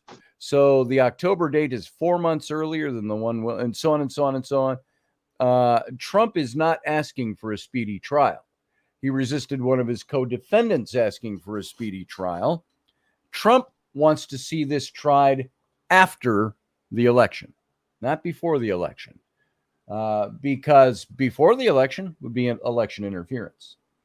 So, I don't think we're going to have an election. I'll be very honest with you. I think there's too much going on here that's trying to stall it. Too much going on worldwide that's changing the entire face of the way everything works. You know, like I said, people aren't watching. They're watching this. They're not watching the rest of the world. And, you know, economically speaking, we're in big trouble. Yeah. We're in really big trouble. I mean, like I said, make sure you all have stocks of food and stuff like that. And by the way, get fuel. Yeah. Because Louisiana just had the third largest bug out bags went up. That's okay, Beth. I don't have to prove I'm right. It doesn't Scotty's matter. not like that. I'm having fun with you now, Beth. Don't worry about it. He just proved me wrong. So Scotty and I we're like Teflon in that way. We know that we do a lot of research. We're just talking. It's just conversation. But we have to make sure that we understand what's really going on. Is the point. What's going on is not Trump is being held up for criminal charges because he did something criminally. This is happening because they don't want him to be elected as the next president. And if you don't know you're not like a red herring, though, Scotty. Because what's that, Nancy? It's like a red herring because every time they slam Trump, something has gone on with the Hunter Biden case that is being left out of the news almost completely. Right. And it's like, again, you shake your head and you think, okay, well, was Hunter Biden was that basically a crosshairs political sabotage job. No, I think Hunter Biden's pretty much an idiot. I would have no doubt that I actually believe he may have turned state's evidence because, again, just knowing what I know, my husband has worked in the top areas of the government. Yes. And I can tell you that there's no way a vice president's son could bring a laptop with any kind of information on it that might even slightly pertain to anything government and pawn it. Yep. And by the way, say knowing. Beth, I was just going to make a comment on this before you said it. Hunter Biden is a private citizen. Yeah, that's very true. He's a private citizen. It's not about Hunter Biden. It's about the influence of the vice presidential office, his dad, on the private citizen's business. Correct. That is what is going on here. That's why the investigation is going on. It's not done to, let's get the son of the president in trouble to embarrass the president. No, this is all about knowing that the vice president, the former vice president, now president, was somebody who used his influence for the Biden family to make millions of dollars. That's what the investigation, that's why Hunter Biden is important. It's not just that. You have a platform of gun rights where, you have Republicans on one side, Democrats on the other, libertarians kind of in the middle, doing the same as always.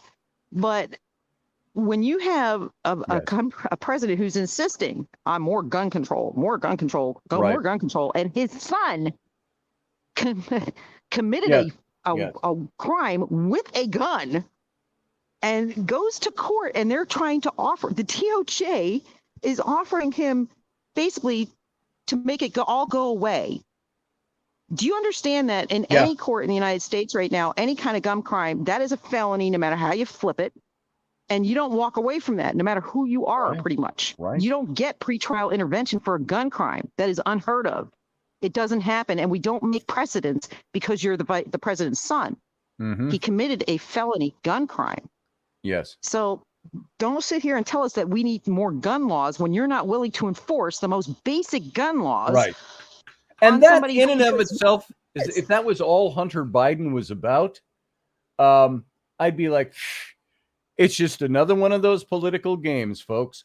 But the problem is that it's more than just that with Hunter Biden. It's not just the gun charge. It's not just that. It's everything else and all the money. If you're paying attention, all the things that are in the investigation right now that are being uncovered about all the millions of dollars and all the offshore accounts, all the different dummy companies set up to launder the money all the way back in. And it was the president that was there that was the influencer, whether he says so or not.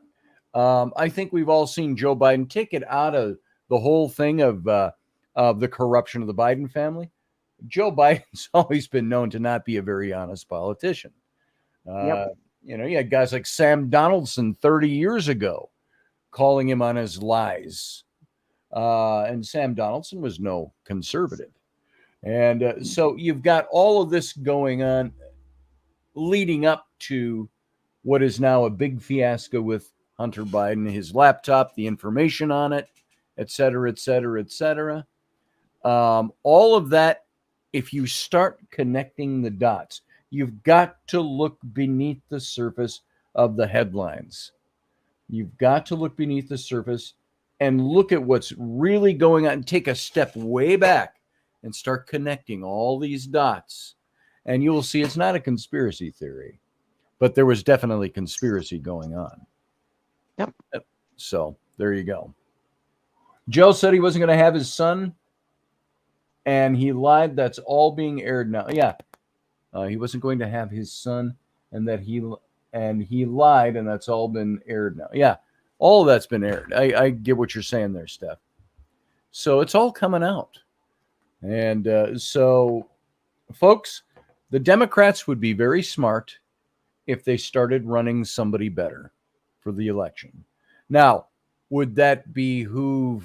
I think the best thing they can do is run Joe Biden against Trump because they're not going to win.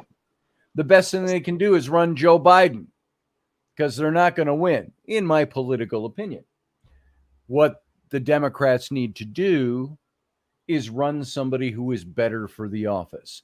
You tell me there's not Democrats out there that are more qualified than Joe Biden to be the president of the United States? I think there are. And whether you agreed with her or not, I like Tulsi Gabbard. She was a Democrat. Robert F. Kennedy is a Democrat. I love Robert. I keep saying if Trump went independent and took Robert F. Kennedy on as a ticket, wow, undefeatable. And they're friends. They're old friends. I could see them running together. So the Democrats are not offering you anything new, anything better. They're not offering you solutions. They're offering you more of what you've seen. Well, so is the Republicans. That's the thing. I get in arguments with other conservatives all the time because they don't understand DeSantis is the governor of my state, and I would not support him in a presidential run. No way, no how. Who? DeSantis. Oh, DeSantis, yeah. And it's simply because, like I said, he lied to the constituency of Florida when he ran this time. He swore he was not going to run for president. And not even a month after he won, he was revving it up. And I can almost understand a lie like that, but it's still a lie. It's lack of integrity. You can't start an administration based on a falsity. Not when we've been dragged through the mud. If you can't trust them to run, and do what they say they were going to do, how are you going to trust them as the president? Yes. And the same thing with Vivek, I have big issues with, and you saw that. I responded to you on Facebook with that. I like Vivek until you start digging a little deeper and you start asking the questions you were posing. He's like a Barack Obama on the Republican side. They literally they've edited his Wikipedia to leave out a lot of the things that he did. Yes. And it's like, no, I'm not going to support somebody who was doing COVID therapeutics and who agreed with Bernie Sanders about the masking. No, not going to support him. Don't care what they say. Right. And I'm not going to support somebody who's talking about God in his greatest order when he is not, he's Hindi. Yeah. So it's, come on, guys, you got to, do a little homework. I know it's painful sometimes, but do it. And you're eventually going to fall on somebody that you like. Right. With me, I like Robert F. Kennedy. I like Donald Trump. I would love to see the two of them together. They would be a powerhouse. I would too. That'd be a powerhouse administration. Whether you're left or right, it would be a powerhouse administration. Scott Allen, I agree with you. I love Tulsi Gabbard too. I don't agree with everything she says, but I like her a lot. Beth Kirkham says there are a few polls out there that has Trump with a 30% chance to win. But it's early. Yeah. I think his chances are probably a lot higher than that right now. I think they've also got him since the last indictment. He is generally around a 50% approval rating, which is higher than the president's approval rating, by the way, higher than the president's approval rating.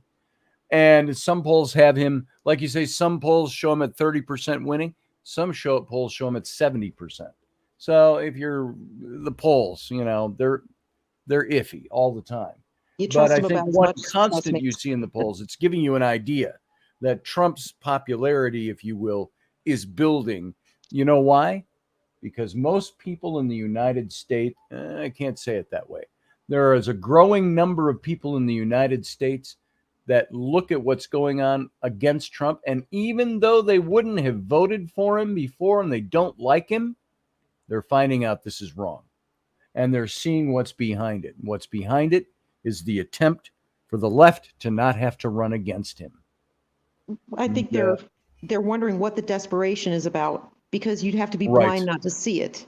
Right. So why are they so desperate to decimate this man? I mean, all Trump had to do, and folks, you got to, again, think about this. All that man had to do is walk away. Yep. All he had to do is walk away. He lived his wonder years in blissful harmony down Mar-a-Lago. On some island somewhere, yeah. Mar-a-Lago. I mean, all he had to do was walk away. And if you think ego is what kept him from that, you don't know that man very well. There's a lot more done enough research on him. Now, does Trump have an ego? Hell yeah. Oh. I don't care. That doesn't bother me. You have to have a little bit of narcissism to be a good leader. I agree. And I don't believe he is a narcissist, though. Those are charges that get thrown. That's the vapid public that throws stuff out because this is the way they want to think about him. It's not true. Oh, that's like calling him a racist. I'm like, a racist? He dated black women. What are you talking about? Yeah. His company is made up of quite a few, there's color blindness in his companies. Yep. I don't understand where that comes from. It's a narrative. Yes. And people in this country, for some reason, maybe it's because we're busy, we're stressed constantly. COVID made that way worse. You grab onto the narrative that fits how you want to feel about something or someone. Right. And it's going to destroy us if you don't stop and start looking into what is actually happening and what it's going to do to us down the line if we continue on the route we're on. And Beth Kirkham, you're right. Narcissism is a personality disorder. A narcissist has a personality disorder. We all have narcissism. Generally, all of us look in the mirror and make sure, we don't have ink on our face or our hair is combed before we go out in public. That is a minor form of narcissism. We all care about ourselves. We care about how we look. We care about how we smell. All of these are all things. This is all narcissism to a certain degree. We all care about the things we bring into relationships. I've talked about narcissism in relationships. You've got a narcissist in a relationship, then you got two normal people who have narcissism. Everybody's got it. You can call it ego. You can call it taking care of ourselves, looking out for our own needs. Right now, Trump, and I will say this, Nancy, you've probably heard me say this before. I'm going to start to wrap on this because we're already after 11 o'clock. And some of you don't like this illustration. Some of you have heard me say this before. I look at Trump as I look at Thomas Becket out of history, who was the Archbishop of Canterbury under Henry II.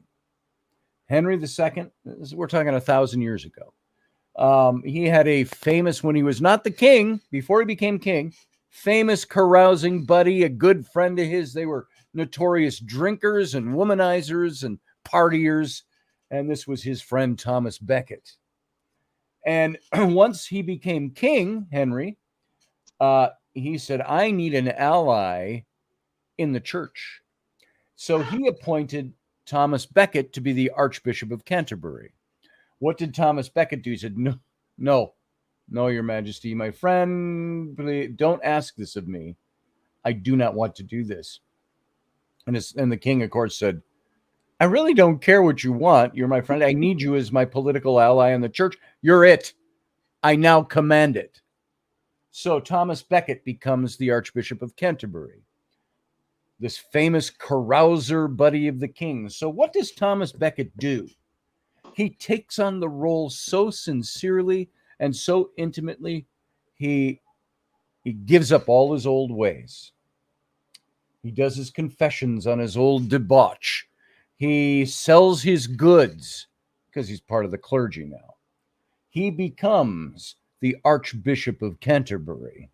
And there were even points where he went against the king, his old friend, against why the king put him there, because he said, no, I cannot condone this as the Archbishop of Canterbury. The hand of God should be plain in this. And no, I cannot do that. And what does Henry do? Henry eventually has him assassinated on the steps of Canterbury Cathedral. And then he goes and has to do penance for that.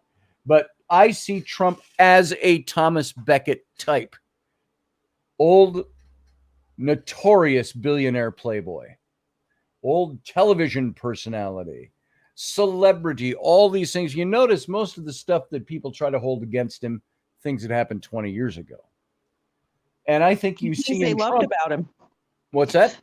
Things they loved about him. Things they loved about him when he was doing them. Yep. Now that he's president and he's not leading the way you would like to see him lead, these are suddenly all criminal things and he's a bad person. I look at it. Somebody once posed the question to me. Do you think, would you ever, they said something about, this was a long time ago when I was in the church. They said, would you ever accept a murderer as your pastor? And at the time, I hadn't thought through this stuff very deeply. And I said, well, I don't know. Probably not. And they said, well, then you couldn't have the Apostle Paul, could you? Apostle Paul, who wrote 2/3 of the New Testament. What did he do prior to that? He was putting Christians to death. He was a Jew. He was a Roman. and he was a Roman citizen. He did some notoriously bad things against the church. Yet look what he became.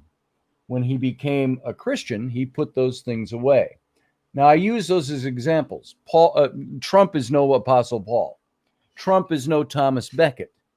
But I liken them in the sense that while Trump was one thing in his life back here, now he is saying, look, once he got in office, I saw this as a man who had to change. He said, he is now a man who loves his country. He's pushing for the country to be returned to order. This is what he does. This is the guy now. And that's how I see Donald Trump. Take it or leave it. So, you know, he said something.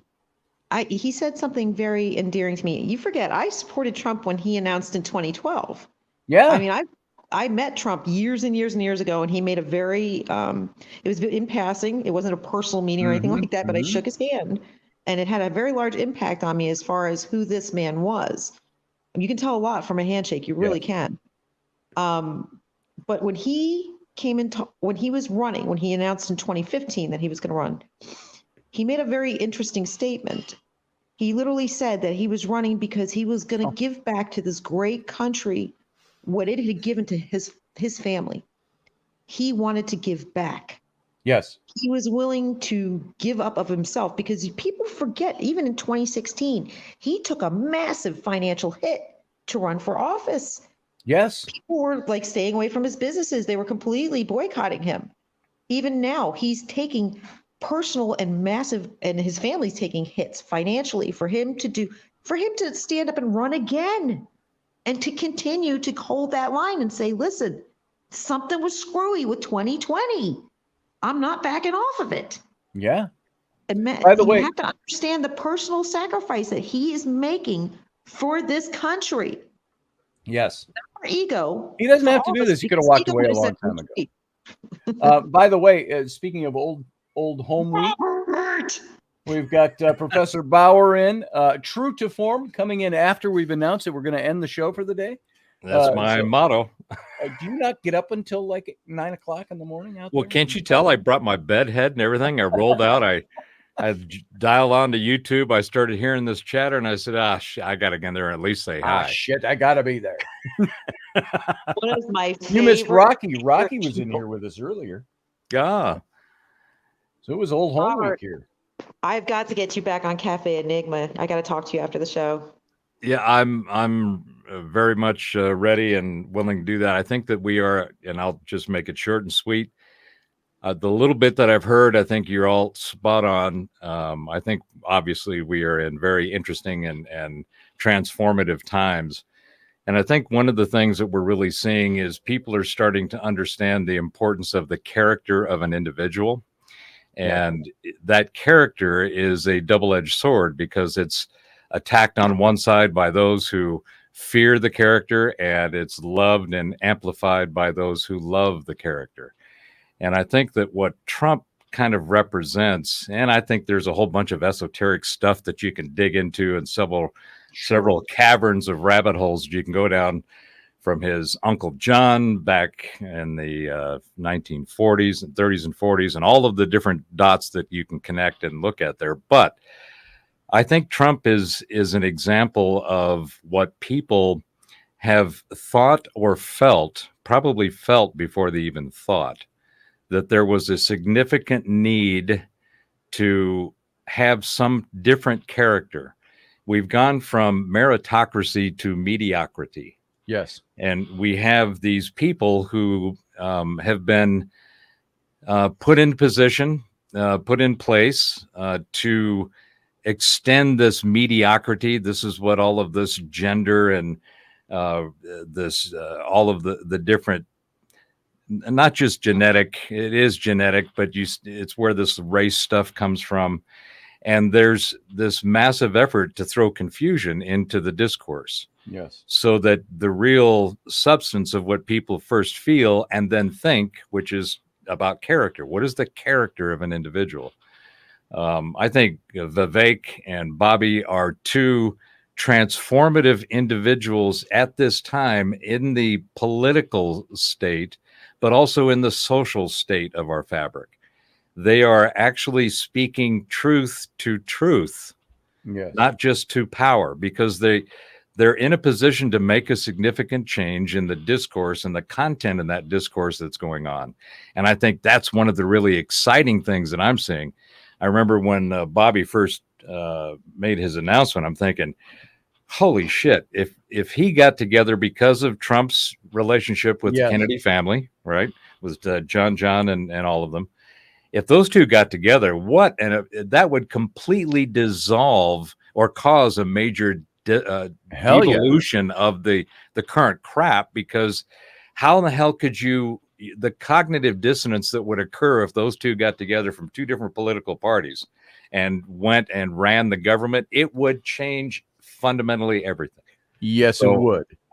When I first saw that, I said, hey, this could happen. And then people started saying, well, there's no way that it would do it. And then Bobby kind of said that he might, but he wouldn't, but he, just left it kind of open. So I'm really excited about what we're seeing. And I think that the whole indictment thing with Trump is a really good thing. And it's good because it's exposing, it's giving those who have had this unfair control and grasp on the reins of the wave of the last 400 years, it's exposing them. Mm-hmm. And I think that the reason it's a good thing that the whole 2020 thing happened, because if you're going to try to take something evil down, the best way to do that is to let it be of itself and let it expose itself. Yes. And as painful as there's much larger thing in motion that people they get so caught up in their emotions, they're not understanding the actual magnificence of what's occurring. And it's like the Great Awakening. Oh, that's almost like a misnomer at this point. Yes. This is huge for people. You're finally seeing things that we've been forbidden to see. Things that they have changed history so we could not see. It's a great time to be alive. Don't be afraid. I saw somebody saying thank you in the chat to us for bringing this this conversation. Folks, it's not a time to be afraid. It's a time to grasp who you are and what place you have in this point of history. Find it, hold on to it. Yeah, I think that we are just like the 1920s they referred to as the roaring 20s back in that decade. I think we're in the soaring 20s. We have to go through this transformative disruption of our political and scientific and academic, and I mean the entire platform of our social fabric, all the institutional aspects of it are just broken, including the financial. So all of that has to be exposed, or at least be seen by those who are using it and are participating in it, so they can see that it really is broken. It really, everything across the board has to be changed. And the only way that you can start that change is to first, it's like AA. The first thing that you have to do is recognize you have a problem and admit it. And there's far too many people that have been asleep, what I call the sleeple, who haven't been aware that this entire infrastructure and architecture that we're in is just broken. And the only way that you can fix it is first to admit that it's broken and then replace it. Nothing that we have is anything, in my opinion, that can be fixed. It has to be replaced. It has to be replaced. And that means that you have to have people who can think not just outside the box, but outside the paradigm, outside the narrative. Right. Sorry. How is it that you look at these things and make qualitative and quantitative observations with a neutral perspective of just, does this make sense? Right. Is common sense is that which has kind of been back in the academic space in the last 20 or 30 years, they replaced how to think with what to think. And that changed the paradigm of how people process the information that we have available to us. Yeah, that's it exactly. Don't tell me what to think. Tell me how to think. Yeah, give me that's how I know when I grew up, that was the main model of education. And our education system is just completely infiltrated and infected, and it needs to completely be erased and start over. And I think that what we're seeing with a lot of the technologies, blockchain, even the AI, which I got to, don't get me down that rabbit hole, but there's nothing artificial about intelligence. It's really assisted intelligence. So what these things really are expert systems, and they're just new tools with which to go through and processors. I'm gonna unmute Michael. I got to step away for just a second here, guys. Hang on. All right. We're after hours. I got to go by a half an hour almost. So keep going. I'll be right back. Okay. All righty. Seriously, Robert, it's you know that I do cybersecurity, and it's something I've been screaming from the rooftops. I'm like, it's not AI, it's not artificial intelligence. It's really fast processors, but it's not artificial intelligence. Sentient scares me though. I mean, and I was telling Scotty about that. I was like, the sentient satellite systems, the military sats that do precognitive strikes based on its own algorithms. That's interesting. Yeah, for me, you cannot have sentience in the sense of self in a non-organic model. So to me, sentience is a part of consciousness, which is organic. So you can't put anything that resembles what we consider consciousness into a machine. Machine learning is another one that I've got a big beef with. Machines don't learn. Software doesn't learn. What AI does actually is it's really just a set of scripting languages that go over large language databases. And depending on where you point that is going to determine the results you're going to get. So, I mean, there's already, you're seeing open or Chat GPT and Open AI being sued for plagiarism or for, IP theft because they've gone out and they went out and surfed the net and grabbed data that they didn't get permission for. All of that is really the extremes of what the tools, in my opinion, are really capable of doing. And it's limited to, it's like any other computational system. It's limited to input. And I've always put that, it's limited to available information. Right. And, even sentient, and I said it to Scotty, the thing that bothers me with sentient is that sentient was kind of, it's not that it could never make a conscious choice. It can only make a statistical one. Yeah. And that's what's scary. Well, it's analytical. It's predictive analytics, right? Correct. And that prediction is only going to be based on two things: the large language model, the data that is pointed at, and how the scripting language has said, go look at this database for these patterns. Everything in AI is pattern recognition. The difference is, though, it has an executable. And that's, again, it has, like I said, if you look at what happened now, and you look at Sentient and what Sentient is capable of, and you look at Dark Sky, which is basically the sister, a private industry, you look at it and you say, okay, so this is this is a system, a brain, as they call it, that's being fed information, is being fed things from all over the world by military, by governments, by all these different things. Hey, Nancy, hang on to your thoughts for a second. We got Wendy calling in. I think there's a little update here from Wendy. How you doing, Wendy? I can't hear you. I'm sorry. We can't hear her microphone. No, she ain't doing real well right now. I'm so sorry. She was going to come on and basically tell people that we got to raise 1,000 pounds by tomorrow for Henry to save Henry. So. Okay. Will they work on him without her having that cash in the palm of her hand? I don't know any of that. No, he's in there right now. Said, and we've not had real good. Well, we've had a lot of things going on here and there, and trying to take care of sick animals here and there it's been trying. But they got in there. Can you hear me now? Can you hear me now? I can hear you, Wendy. So I just wanted to pop on really quickly and say thank you. I'm not doing incredibly well, as you can imagine. This was an absolute out the blue. He had a procedure in May, which caused him to have bloat after the procedure because he wasn't taken care of as he should have done.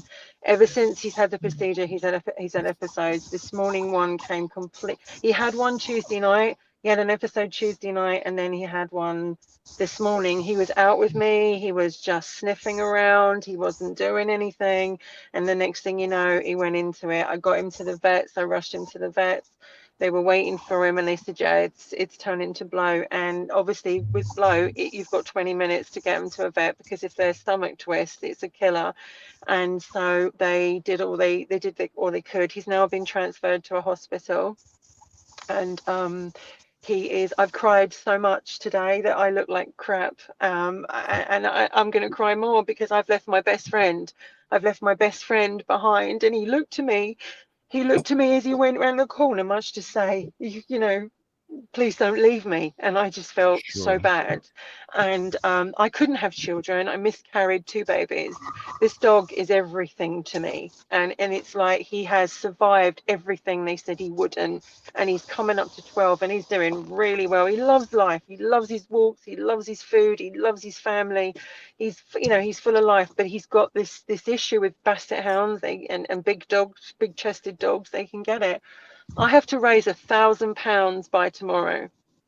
All right. And that's a hell of a lot of money. Are they going to work on him if you don't have the cash in hand? Listen, this is a vets, and vets are a license to print money. And they've already just taken £200 from me just now, and that was all my money that was going to pay my bills with. And it's like, Henry, because of his age now, the insurance will not cover anything to do with this condition, because obviously he's had this all his life, so it's not covered. The problem is that one day I'm probably going to lose Henry from this. I'm probably going to lose it from his condition. He's not out of the woods right now, but they're going to call me tonight. They've kept him in because apparently after you've had a bloat bout, give it an hour or so, or 2 hours, it can then twist, it can then go back. So they've told me he's got to stay in to be observed, but because he's got separation anxiety. But I just wanted to tell people just this brief thing about Henry. Henry's just no normal dog. I got him as a puppy. Within 10 minutes of getting Henry, he couldn't breathe. He was rushed to the vet. He had an infection in his esophagus, which turned out to be Bordetella, which is the worst form of kennel cough. It killed my cat. It went to my other cat, and it gave that cat asthma. Henry was in hospital for 6 months fighting for his life, and he survived. I also caught it as well, because Bordetella is deadly. We took them to court. We took the people to court. We won the case against them. We shut them down. They're banned from selling animals. They lost their license. They're banned from selling animals. So he achieved something. Many animals died through that shop. There were 2 shops. Many animals died. They were all puppy farm. I didn't know that when I got him. I only learned this afterwards. And so his case is the only case that apparently, according to Sutton Council, the only proven case that could shut them down. So not only did he do that, he also survived, because the vet said to me, he'll never make one. And he did. And he's now 11, and he's got a 12th birthday party coming up in October. And as I said, it's not just a dog. People that say it's just a dog do not know what it's like to have a relationship with an animal, that if you can't have children, this dog takes the place. And I'm doing what I can. I'm paying what I can, but anything, if anyone could help I'll tell out you, in folks, any way. if you can, you don't have to come up with 200 pounds. You can come up with anything. $5, $10, $20. Everything helps, because they know, the vets know that help. this is on social media, because I said, Henry has a large social media. He's got his own Facebook page, Henry the Basset Hound. He's on Instagram under Henry and Vamp. He's been covered under Mark English's channel. Like, people know Henry. He's not just a dog. He stands for something, that the fact that they thought they could treat animals like dirt, and they killed many animals, and his brother died from Bordetella. They sold his sister with Bordetella, knowing she was sick, knowing Henry was sick. So I've fought all my life for him, and I'm not asking for anything. I'm just saying, if people can send out their thoughts and their prayers and their healing, and anything will help. I'm just so grateful. Thank you so much, guys. All right, Wendy, just keep us updated as to what's going on. I will, and I'll talk to you soon. I'm sorry and sad that you're going through this with Henry. It doesn't help any, but it's like we as humans, we have already noticed, the older we get, the more this stuff hits us. Same with our pets. The more this stuff hits the older they get. And unfortunately, financially, like, over here in the National Health Service, if we're sick, we go to the hospital, we get treated. With vets, they want £280 for you even step through the door. And it's like, I just, apart from selling my own Impala, which I think is the next thing that's going to be going up for sale, because if I can't raise this money, I'm going to have to sell my Impala. Well, folks, let's see what we can do to help Wendy out. Grateful. Spread the word. Thank you so much, and I will talk to you soon. Okay. All right, sweetie. We'll talk to you soon. Love you, Wendy. Can you put her link back up for her PayPal? For her PayPal, let's see. Do I have it here? Is that the last one I had in here? No. Robertson. It's way back here. Let me go over here and I'll grab it. You can help her at this. Well, where'd it go? I got to go dig it out here again. Hang on. Yeah, nice video. Wendy, there it is. It was right before Rocky came on. Yeah, Scotty. I've got it here. She had sent me a private message with the link for PayPal. You can send anything you can spare. You can send this to Wendy Robertson's PayPal. Right things there. Go better. There you go. Try to after the last thing, because the whole thing started at, like she said, he didn't get the proper care after the vet. They basically threw him in a cage knowing that, and he sucked all the air and caused all this damage. And they said, "Oh, this is basically our procedure," which is a good thing I didn't have a passport then, because But then the other day it happened, and I was able to take care of that. But right now I can't, and because I know how much Henry means to her. Henry. I said there's two well-tuned clocks in the UK. One is Big Ben, and the other one is Henry's stomach when he knows it's time to eat. And there it is. It's a tea time with Henry. He will tell you. And so, what Wendy's going through with Henry, this is not uncommon to us. We all have stuff. I get that. But this is somebody that's near and dear to us, Wendy. And so see what you can do. If you can spare a few dollars. As we say for my Patreon, if you can spare the price of a cup of coffee once a month, if you've got enough to get a cup of coffee, maybe throw that toward Wendy at her PayPal, and it adds up. Everybody on our social media things, it don't have to all come from one person. We be 100 people. So that's what I'm saying. If 100 people sent $10, which would be like $7.50, $7.50, and that's what I tell people. I'm like, the economy. Everybody's like, oh, the American dollar's never been so strong. I do conversion rates probably 3 or 4 times a week, and I'm thinking every time I do it, it takes more money to send the same amount of pounds, and it's like. No, if you deal with it in real time and real speed, you can see the collapse of the what do they call it, the petrodollar. Oh, it's going to get worse because, like I said, the third largest oil refinery just blew sky high this weekend out in Louisiana. Right. And you tell me that's accidental. See, everybody says, "Oh, you're such a conspiracy theorist." Well, no. Dude, I'm telling you, I wear my tinfoil hat with great pride at this point. I'm going to adorn it and bejewel it because it's almost, I want to line it with tinfoil. Yeah, there you go. It's almost a title of honor. And I say that, and I everybody I know in radio, and Scotty, how far back we go. We go way back. Everybody I know, they've always followed this. They were always outside the box, critical thinkers. And there's a difference between thinking outside the box and doing so critically. Yes. And trying to stay within a methodology and stay within the confines of realistic. But in what I found in the last decade is you have to go to the unreal. And that's what's scaring me about so much of this, even though I'm very excited for what I know the end result is going to be. Yeah, it's just you have to literally look at, say, whatever you say, they couldn't possibly do that. That's exactly what they've done. It's exactly what they've done. Even even right now with RFK, Robert and I were talking RFK, and I agree with the RFK Trump ticket. I think it would be undefeatable. Oh, yeah.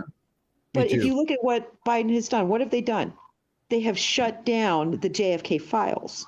Yeah. They have shut down the information flow. Right as we got to the point where it said the CIA was involved in the assassination, boink!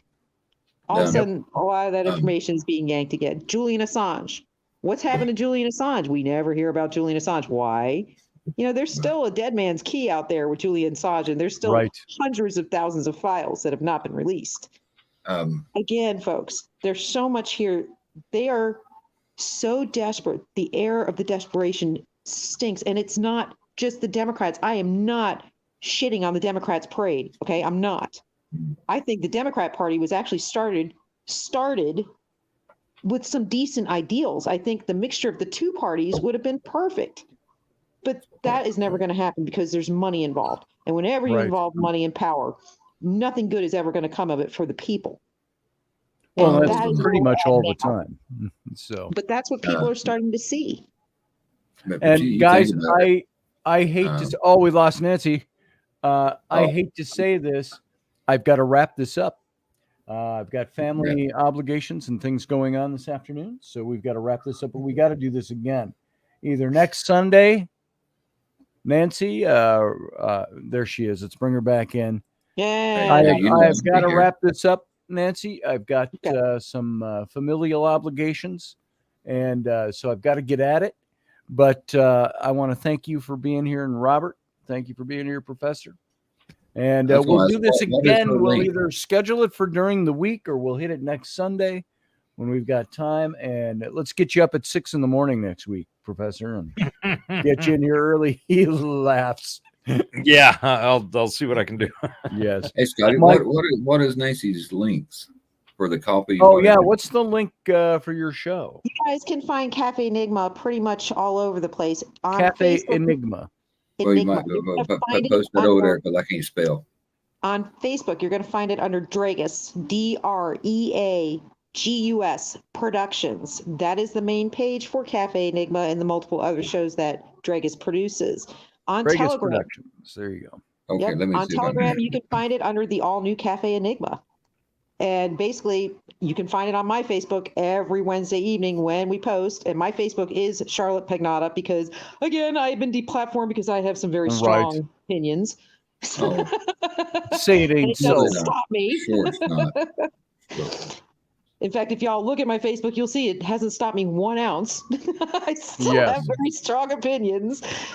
But join us. And like I said, I've been trying to get Scotty on. Yes, we've been trying for weeks, if not months. Yeah, months to try to schedule it. And Robert, I've had on, and I want you on again, Robert. You and I need to talk after the show. Tag me. I'm ready to talk and flap my yap.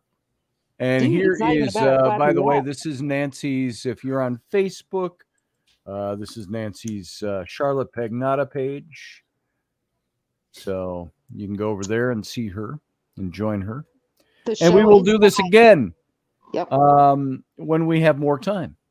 So, guys, time restraints, not at a studio, but with the wife and the family, which can be harsher than the studio if you infract. So I want to thank you all for being here. Michael, thanks for being here and letting us know what's going on with Wendy. Everybody, you can see her link there too, and we'll post some things that we can check around. Everybody can help her out a little bit. Michael, we'll see you later. And Professor, good to have you here, brother. As always, we got to do this when there's more time.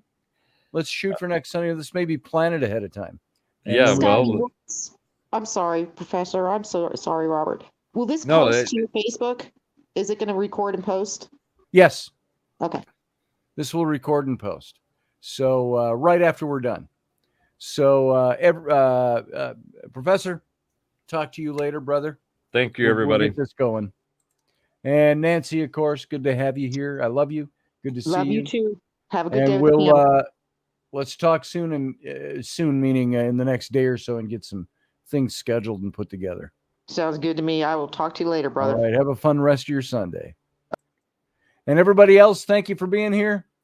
Thanks for being part of the show today. I appreciate your presence. And let's do this again soon. We'll see you tomorrow night. Live long and prosper.